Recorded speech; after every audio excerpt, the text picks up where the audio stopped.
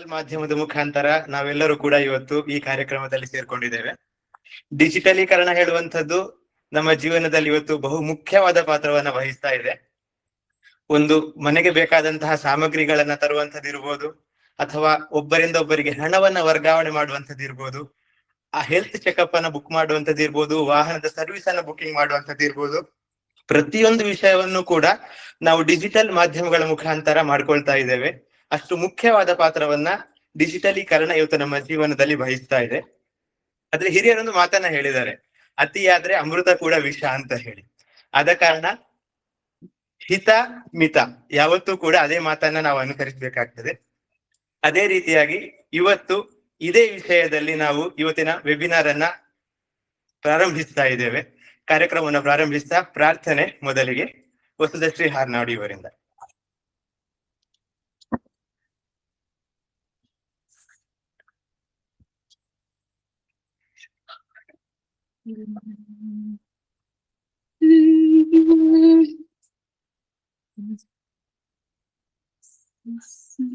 ಶ್ರೀ ಸರಸ್ವತಿ ನಮೋಸ್ತುತೇ ವರದೆ ಶ್ರೀ ಸರಸ್ವತಿ ನಮೋಸ್ತುತೇ ವರದೆ ಶ್ರೀ ಸರಸ್ವತಿ ನಮೋಸ್ತುತೇ ಪರದೇವತೆ ಶ್ರೀಪತಿ ಗೌರಿ ಪತಿ ಗುರು ಗುಹ ವಿನುದೇ ಯುವತೆ ಶ್ರೀ ಸರಸ್ವತಿ ನಮೋಸ್ತುತೇ ಪರದೇವತೆ ಶ್ರೀಪತಿ ಗೌರಿ ಪತಿ ಗುರು ಗುಹ ವಿನುದೇ ಯುವತೆ ಶ್ರೀ ಸರಸ್ವತಿ ನಮೋಸ್ತುತೇ.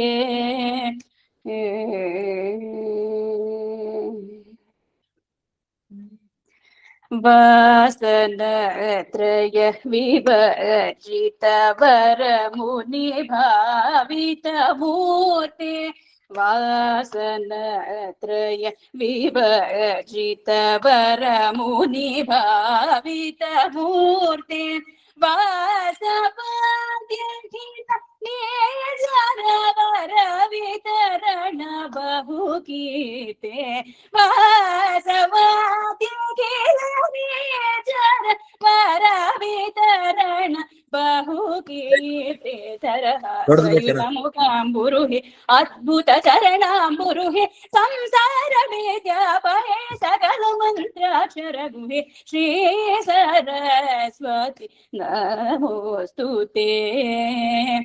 ಪರದೇವತೆ ಶ್ರೀಪತಿ ಗೌರಿ ಪತಿ ಗುರು ಗುಹ ವಿನುದೇ ಯುವತೆ ಶ್ರೀ ಸರಸ್ವತಿ ನಮೋಸ್ತುತೇ.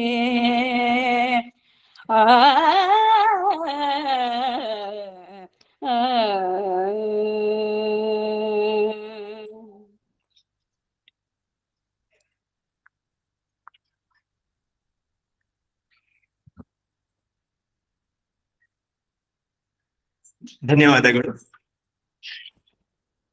ಇವತ್ತಿನ ವೆಬಿನಾರ್ ಡಿಜಿಟಲ್ ಡಿಟಾಕ್ಸ್ ಮತ್ತು ಕಾರ್ಬನ್ ಕಡಿತದಿಂದ ಪ್ರಕೃತಿಯ ಜೊತೆ ಸಮತೋಲನ ಹಾಗೂ ಸ್ಥಿರ ಜೀವನದ ಮಾರ್ಗ ಎನ್ನುವಂತ ಒಂದು ಅಪರೂಪದ ವಿಷಯವನ್ನ ನಾವು ಇವತ್ತು ಮಾಡ್ತಾ ಇದ್ದೇವೆ. ಈ ಕಾರ್ಯಕ್ರಮದ ಮುಖ್ಯ ಅಭ್ಯಾಗತರು ಡಾಕ್ಟರ್ ಕನ್ಯಾಲ ಜಾಲು ವೇಣುಗೋಪಾಲ. ಇವರಿಗೆ ನಿಮ್ಮೆಲ್ಲರ ಪರವಾಗಿ ಹೃತ್ಪೂರ್ವಕ ಸ್ವಾಗತವನ್ನ ಬಯಸ್ತಾ ಇದ್ದೇನೆ. ಅದೇ ರೀತಿ ಕಾರ್ಯಕ್ರಮದಲ್ಲಿ ಭಾಗವಹಿಸಿರುವಂತಹ ಎಲ್ಲರಿಗೂ ಕೂಡ ತುಂಬು ಹೃದಯದ ಸ್ವಾಗತವನ್ನ ಬಯಸ್ತಾ ಕಾರ್ಯಕ್ರಮವನ್ನು ಇವಾಗ ಮುಂದುವರಿಸ್ತಾ ಇದ್ದೇನೆ. ಇದೀಗ ಅಭ್ಯಾಗತರ ಪರಿಚಯ ಮಯೂರ ಹಾರ್ನಾಡಿ ಇವರಿಂದ. ಎಲ್ಲರಿಗೂ ನಮಸ್ಕಾರ. ನಾನು ಮಯೂರ ಹಾರ್ನಾಡು. ಇಂದಿನ ಅಭ್ಯಾಗತರಾದ ಡಾಕ್ಟರ್ ಕನ್ಯಾಲ ಜಾಲು ವೇಣುಗೋಪಾಲ ಇವರ ಪರಿಚಯವನ್ನು ಮಾಡಲು ಹೆಮ್ಮೆಯಿಂದ ಪರಿಚಯವನ್ನು ಮಾಡ್ತಾ ಇದ್ದೇನೆ.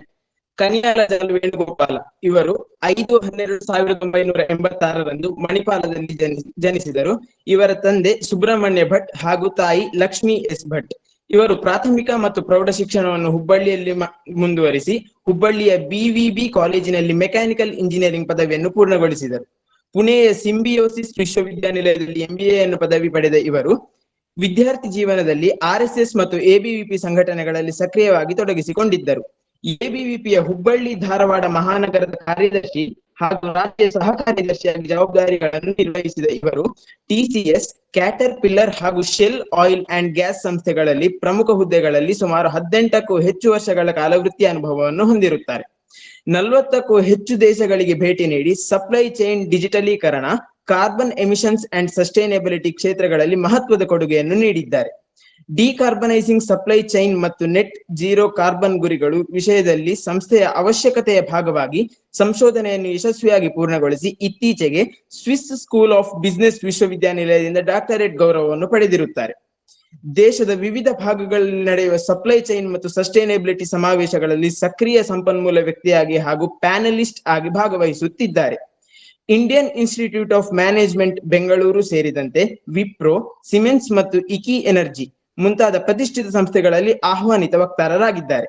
ಕರಾಡ ಬ್ರಾಹ್ಮಣ ಸಮಾಜ ಬೆಂಗಳೂರು ಇದರ ಕಾರ್ಯಕಾರಿ ಸದಸ್ಯರಾಗಿ ಸಮಾಜಮುಖಿ ಚಟುವಟಿಕೆಗಳಲ್ಲಿ ತೊಡಗಿಸಿಕೊಂಡಿದ್ದಾರೆ. ಸ್ಥಿರ ಜೀವನ ಶೈಲಿ, ಕಾರ್ಬನ್ ಕಡಿತ ಮತ್ತು ನವೀಕರಿಸಬಹುದಾದ ಸಂಪನ್ಮೂಲಗಳ ಬಳಕೆ ಕುರಿತು ಆಸಕ್ತಿಯನ್ನು ಹೊಂದಿದ್ದಾರೆ. ಜಾಗೃತಿ ಕಾರ್ಯಕ್ರಮಗಳು, ಉಪನ್ಯಾಸಗಳು, ಮಾರ್ಗದರ್ಶನಗಳ ಮೂಲಕ ಸಮಾಜದಲ್ಲಿ ಅರಿವನ್ನು ಮೂಡಿಸುತ್ತಿದ್ದಾರೆ. ತಮ್ಮ ಅಮ್ಮ, ಮಡದಿ, ಮಗಳು ಹಾಗೂ ಮಗನೊಂದಿಗೆ ಬೆಂಗಳೂರಿನಲ್ಲಿ ನಿವಾಸವನ್ನು ಹೊಂದಿರುವ ಇವರು ಕ್ರೀಡಾಸಕ್ತ, ಹಸನ್ಮುಖಿ ಹಾಗೂ ನಿರ್ಗರ್ವಿ ಎಂದು ಹೇಳಬಹುದು. ಇಂತಹ ವ್ಯಕ್ತಿಯ ಪರಿಚಯವನ್ನು ಮಾಡಲು ನನಗೆ ಹೆಮ್ಮೆ ಅನಿಸುತ್ತಿದೆ. ಈಗ ವೇದಿಕೆ ಡಾಕ್ಟರ್ ಕನಿಯಾಲ ಜಾಲು ವೇಣುಗೋಪಾಲ ಇವರಿಗೆ. ಧನ್ಯವಾದ. ಸೇರಿರುವ ಸಮಸ್ತ ಸಮಾಜ ಬಂಧುಗಳಿಗೆ ಶುಭ ಸಂಜೆ ಹಾಗೂ ನನ್ನ ವಂದನೆಗಳು. ಈ ಕರಾಡ ವಿಶ್ವ ವೆಬಿನಾರ್ ಎಂಬ ಜ್ಞಾನಸತ್ರವನ್ನ ಹುಟ್ಟಿ ಹಾಕಿ ನಮ್ಮ ಸಮಾಜದ ಪ್ರತಿಯೊಬ್ಬ ಬಂಧುವಿಗೂ ಮುಟ್ಟಿಸುವ ಒಂದು ಅತ್ಯಂತ ಅದ್ಭುತ ಪ್ರಯತ್ನ ಅಂತ ನಾನ್ ಭಾವಿಸ್ತೇನೆ. ನಮ್ಮಲ್ಲಿ ಇರುವ ಅನುಭವಸ್ಥರು, ನಮ್ಮಲ್ಲಿರುವಂತಹ ಜ್ಞಾನಿಗಳು ಅವರನ್ನೆಲ್ಲ ಒಂದೇ ವೇದಿಕೆಗೆ ಕರೆತಂದು ಅವರ ವಿಚಾರಗಳನ್ನು ಹಂಚಿಕೊಳ್ಳಲು, ಅವರ ಅನುಭವಗಳನ್ನು ಹಂಚಿಕೊಳ್ಳಲು, ಅವರ ಅಪೂರ್ವವಾದ ಒಂದು ಪ್ಲಾಟ್ಫಾರ್ಮ್ ಅಂತಲೇ ನಾವು ಇದನ್ನ ಹೇಳ್ಬೋದು. ಇವತ್ತು ನಾವು 36ನೇ ವೆಬಿನಾರ್ ಸರಣಿಯಲ್ಲಿದ್ದೇವೆ. ಇಂಥ ಒಳ್ಳೆ ಕಾರ್ಯಕ್ರಮವನ್ನು ನಡೆಸ್ತಿರುವ ಶ್ರೀ ಉಪ್ಪಂಗಲ್ ನಾಗರಾಜ್ ಅವರಿಗೂ ನನ್ನ ಹೃತ್ಪೂರ್ವಕ ಅಭಿನಂದನೆ ಹಾಗೂ ವಂದನೆಗಳು. ಇವತ್ತಿನ ಸ್ವಾಗತ ನಿರ್ವಹಣೆ, ಪರಿಚಯ ಮತ್ತು ಪ್ರಾರ್ಥನೆಯ ಜವಾಬ್ದಾರಿಯನ್ನು ಹರ್ನಾಡು ಕುಟುಂಬದವರು ಮಾಡಿದ್ದಾರೆ. ಶ್ರೀ ಚಿನ್ಮಯ್ ಅವರಿಗೆ, ಶ್ರೀಮತಿ ವಸುಧಶ್ರೀ ಅವರಿಗೆ ಮತ್ತೆ ಮಯೂರ್ ಅವರಿಗೂ ಕೂಡ ನನ್ನ ವಂದನೆಗಳು. ನಾವೆಲ್ಲ ಇಲ್ಲಿ ಹಲವಾರು ಕಾರ್ಯಕ್ರಮಗಳಿಗೆ ಹೋಗ್ತಾ ಇರ್ತೇವೆ. ನೀವು ಸುಮಾರು ಭಾಷಣಗಳು ನಡೀತಾ ಇರ್ತವೆ. ಅಲ್ಲಿ ಪ್ರತಿಭಾನ್ವಿತರು, ಪ್ರಭಾವಿ ಮಾತುಗಾರರೆಲ್ಲ ಬರ್ತಾರೆ. ಅವರ ಮಾತುಗಳನ್ನು, ಕೆಲವೊಮ್ಮೆ ಅವರ ವಿಚಾರಗಳು ನಮ್ಮ ಮನಸ್ಸಲ್ಲಿ ಆಳವಾಗಿ ಉಳಿತಿದೆ. ಆದ್ರೆ ಕೆಲವುಗಳ ದಿನಗಳ ನಂತರ ಏನಾಗ್ತದೆ, ಆ ವಿಚಾರಗಳು ನಿಧಾನವಾಗಿ ಮರ್ತು ಹೋಗ್ತದೆ. ಯಾಕೆಂದ್ರೆ ನಮ್ಮ ಮೆದುಳು, ನಮ್ಮ ಬ್ರೈನ್ ಡಿಸೈನ್ ಹಾಗೆ ಇದೆ. ಅಗತ್ಯವಾಗಿ ಇರುವ ವಸ್ತುಗಳನ್ನು ಮಾತ್ರ ಅಥವಾ ವಿಷಯಗಳನ್ನು ಮಾತ್ರ ಅದು ಇಟ್ಕೊಳ್ತದೆ, ಉಳಿದದನ್ನೆಲ್ಲ ಡಿಲೀಟ್ ಮಾಡ್ತಾ ಹೋಗ್ತದೆ. ಅದಕ್ಕೆ ಟೆಂಪರರಿ ಮೆಮೊರಿ ಅಂತ ಕರಿತೇವೆ. ಆದ್ರೆ ಈ ಕಾರ್ಯಕ್ರಮದ ವಿಶೇಷತೆ ಏನಂತ ಹೇಳಿದ್ರೆ, ಇಂಥ ವೆಬಿನಾರ್ಗಳನ್ನ ದಾಖಲಿಸಿ ಒಂದು ಕ್ಲಿಕ್ ಮೂಲಕ ಬೇಕಾದವರಿಗೆ ಮತ್ತೆ ಆ ಒಂದು ವೆಬಿನಾರ್ ಅನ್ನ ಅನುಭವಿಸಿ, ಆಲೈಸಿ, ಮತ್ತೆ ಕಲಿಯೋ ಒಂದು ಅದ್ಭುತ ವ್ಯವಸ್ಥೆಯನ್ನ ಈಗ ನಮ್ಮ ಕರಾಡ ವಿಶ್ವ ತಂಡ ಮಾಡ್ತಾ ಇದೆ. ಇದು ಕೇವಲ ಟೆಕ್ನಾಲಜಿಗೆ ಬಳಕೆ ಅಲ್ಲ, ಇದು ಟೆಕ್ನಾಲಜಿಯ ಸರಿಯಾದ ಬಳಕೆ ಅಂತಲೇ ಹೇಳ್ಬೋದು. ಜ್ಞಾನವನ್ನ ಉಳಿಸಿ, ಜ್ಞಾನವನ್ನ ಹಂಚಿ, ಮತ್ತೆ ಜ್ಞಾನವನ್ನ ಮುಂದಿನ ತಲೆಮಾರಿಗೆ ಕೊಂಡೊಯ್ಯೋ ಒಂದು ಅದ್ಭುತವಾದಂತ ಪ್ರಯತ್ನ. ಇದೆಲ್ಲ ಮಾಡ್ತಾ ಇರುವ ಒಂದು ಕರಾಡ ವಿಶ್ವ ತಂಡಕ್ಕೆ ಕೂಡ ನನ್ನ ಹೃತ್ಪೂರ್ವಕ ವಂದನೆಗಳಂತಲೇ ಹೇಳ್ತೇನೆ. ಯಾಕಂದ್ರೆ ಎಡಿಟ್ ಮಾಡಿ, ಅದನ್ನ ರಿಫೈನ್ ಮಾಡಿ, ಅದನ್ನ ಒಂದು ಪ್ಲಾಟ್ಫಾರ್ಮ್ಗೆ ತರುವುದು ಅಷ್ಟು ಸುಲಭ ಮಾತಲ್ಲ. ಸೊ ನಮ್ಮ ಕರಾಡ ವಿಶ್ವ ತಂಡಕ್ಕೂ ಒಂದು ಹೃತ್ಪೂರ್ವಕ ವಂದನೆಗಳು. ಇಂಥ ಒಂದು ಡಿಜಿಟಲ್ ಯುಗದಲ್ಲಿ ನಾವಿದ್ದೇವೆ. ಅದರ ಉಪಕಾರ ಎಷ್ಟು ಇದೆ ಅಂತ ನಮಗೆಲ್ಲರಿಗೂ ಗೊತ್ತಿದೆ. ಆದ್ರೆ ಅದರ ಹಾನಿ ಎಷ್ಟಿದೆ ಅನ್ನೋದು ಕೇಳಿ ತಿಳ್ಕೊಳ್ಳೋದು ಕೂಡ ಅಷ್ಟೇ ಮುಖ್ಯ. ಆ ಕಾರಣಕ್ಕಾಗಿ ಇವತ್ತಿನ ಈ ಸಂಚಿಕೆಯಲ್ಲಿ ನಾನು 2 ಬಹುಮುಖ್ಯ ವಿಷಯಗಳು ನಿಮ್ಮೊಂದಿಗೆ ಹಂಚಿಕೊಳ್ಳಿಕ್ಕೆ ಇಷ್ಟಪಡ್ತೇನೆ. ಒಂದು ಸಣ್ಣ ಕಥೆಯೊಂದಿಗೆ ಶುರು ಮಾಡೋಣ. ಒಂದು ಮನೆಯಲ್ಲಿ ತಾಯಿ, ಮಗ ಮತ್ತೆ ತಂದೆ ಇದ್ದಾರೆ. ತಾಯಿ ಅಡಿಗೆ ಮನೆಯಲ್ಲಿ ಕೆಲಸ ಮಾಡ್ತಾ ಇದ್ದಾಳೆ, ತಂದೆ ಏನೋ ಬೇರೆ ಕೆಲಸದಲ್ಲಿದ್ದಾರೆ. ಮಗು ಒಂದು 4 ವರ್ಷದಿಂದ 5 ವರ್ಷದ ಮಗು ಸೋಫಾದಲ್ಲಿ ಕೂತು ಮೊಬೈಲ್ ನೋಡ್ತಾ ಇದೆ. ತಾಯಿ ಕರೀತಾಳೆ, ಊಟಕ್ಕೆ ಬಾ ಅಂತ ಹೇಳಿ. ಮಗು ಊಟಕ್ಕೆ ಟೈಮ್ ಆಯ್ತು ಬಾ ಅಂತ ಹೇಳ್ತಾಳೆ. ಮಗು ಉತ್ತರಿಸುದಿಲ್ಲ. ಅಷ್ಟೊತ್ತಿಗೆ ತಂದೆ 1-2 ನಿಮಿಷ ಬಿಟ್ಟು ಕೇಳ್ತಾರೆ, ಏನ್ ಮಾಡ್ತಿದ್ಯಾ, ಊಟಕ್ಕೆ ಬಾ ಅಂತ ಕರೀತಾರೆ. ಮಗು ತಲೆ ಎತ್ತಿ ಕೂಡ ನೋಡುದಿಲ್ಲ. ಅಲ್ಲಿ ಒಂದು ಪ್ರಶ್ನೆ ಹುಡ್ತದೆ ನಮ್ಗೆ, ಮಗು ಫೋನ್ ಅನ್ನು ಬಳಸ್ತಾ ಇದೆಯಾ ಅಥವಾ ಫೋನ್ ಮಗುವನ್ನು ಬಳಸ್ತಾ ಇದೆಯಾ ಅಂತ ಹೇಳಿ ಸ್ವಲ್ಪ ಯೋಚಿಸಿ. ಇದು ಆ ಮನೆ ಕತೆ ಅಷ್ಟೇ ಅಲ್ಲ, ಇದು ಪ್ರತಿಯೊಬ್ಬರ ಮನೆ ಕತೆ ಅಲ್ವಾ? ಈ ಒಂದು ಪರಿಸ್ಥಿತಿ ನಮ್ಮೆಲ್ಲರ ಮನೆಯಲ್ಲಿ ನಡೀತಾ ಇರುವಾಗ ನಾ ಈ ಒಂದು ವಿಷಯವನ್ನ ತೆಗೆದುಕೊಂಡು ನಿಮ್ಮೊಂದಿಗೆ ಮಾತಾಡುವ ಅಂತೇಳಿ ಹೊರಟಿದ್ದೇನೆ. ಅದೇ ವಿಷಯ ಡಿಜಿಟಲ್ ಡಿಟಾಕ್ಸ್. ನಿಮ್ಗೊಂದು ಉದಾಹರಣೆ ಕೊಡ್ತೇನೆ. ನೀವೊಂದು ಮದುವೆಗೆ ಹೋಗ್ತೀರಿ, ಒಂದು ಭರ್ಜರಿಯಾದಂತ ಮದುವೆ, ಅಲ್ಲಿ ಊಟದ ವ್ಯವಸ್ಥೆ ಭರ್ಜರಿಯಾಗಿರ್ತದೆ, ಒಂದು 50ರಿಂದ 60 ಐಟಮ್ಗಳು ಇರ್ತದೆ. ಅಲ್ಲಿ ಒಂದು 10 ಸ್ವೀಟ್ಗಳು, ಒಂದು 10 ತಿಂಡಿ ತಿನಿಸುಗಳು, ಈ ಚಾಟ್ಗಳು, ಪಾನಿಪುರಿ, ಬೇಲ್ಪುರಿ ಇಂಥದ್ದೆಲ್ಲ ವ್ಯವಸ್ಥೆ ಇರ್ತದೆ. ನಿಮ್ಗೆ ಎಲ್ಲ ನೋಡುವಾಗ ಭಾರಿ ಖುಷಿ ಆಗ್ತದೆ, ಬೇಕು ಅಂತ ಆಗ್ತದೆ ಎಲ್ಲ. ನಿಮ್ಗೆ ಅಷ್ಟು ತಿನ್ನುವ ಕೆಪಾಸಿಟಿ ಇಲ್ಲ, ಮನ್ಸು ಕಂಟ್ರೋಲ್ ಆಗುದಿಲ್ಲ, ತಿಂದು ಹೋಗ್ತದೆ ಒಂದೊಂದೇ. ಅದೇನು ಅಲ್ಲ, ನಿಮ್ಮ ಈಗಿನ ನೀವು ಬಳಸ್ತಾ ಇರುವ ಸೋಷಿಯಲ್ ಮೀಡಿಯಾಗಳು. ನಿಮ್ಗೆ ಮನಸ್ಸಿಲ್ಲದೆ ಮನಸ್ಸಿಂದ ಅದು ನೀವು ಅದರೊಳಗೆ ಮುಳುಗಿ ಹೋಗ್ತೀರಿ, ಗೊತ್ತಾಗದೆ ಅದು ನಿಮ್ಮ ಟೈಮ್ ತಿಂದಾಗ್ತದೆ.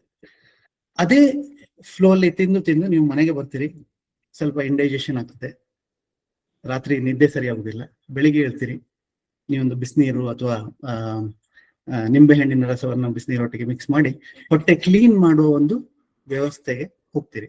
ಅದೇ ಡಿಟಾಕ್ಸ್.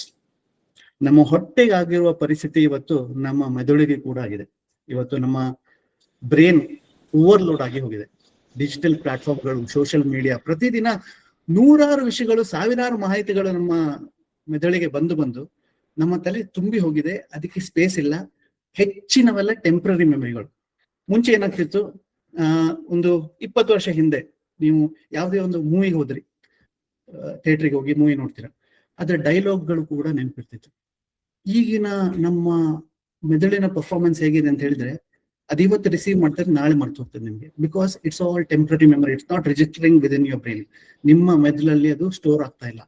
ಇಂಥದ್ದೆಲ್ಲ ಇಂಪ್ಯಾಕ್ಟ್ಗಳು ಈ ಡಿಜಿಟಲೈಸೇಷನ್ ಜಗತ್ತಿನಿಂದ ಬರ್ತಾ ಇದೆ. ಅದ್ರ ಬಗ್ಗೆ ಇನ್ನೂ ಹೆಚ್ಚು ಮಾತಾಡೋಣ. ಈ ಓವರ್ಲೋಡ್ ನಿಂದಾಗಿ ಹೊರಗೆ ಬರುವ ಒಂದು ಜಾಗೃತಿ ಪ್ರಯತ್ನವೇ ನಾವು ಈಗ ಡಿಜಿಟಲ್ ಡಿಟಾಕ್ಸ್ ಅಂತ ಕರಿಬಹುದು.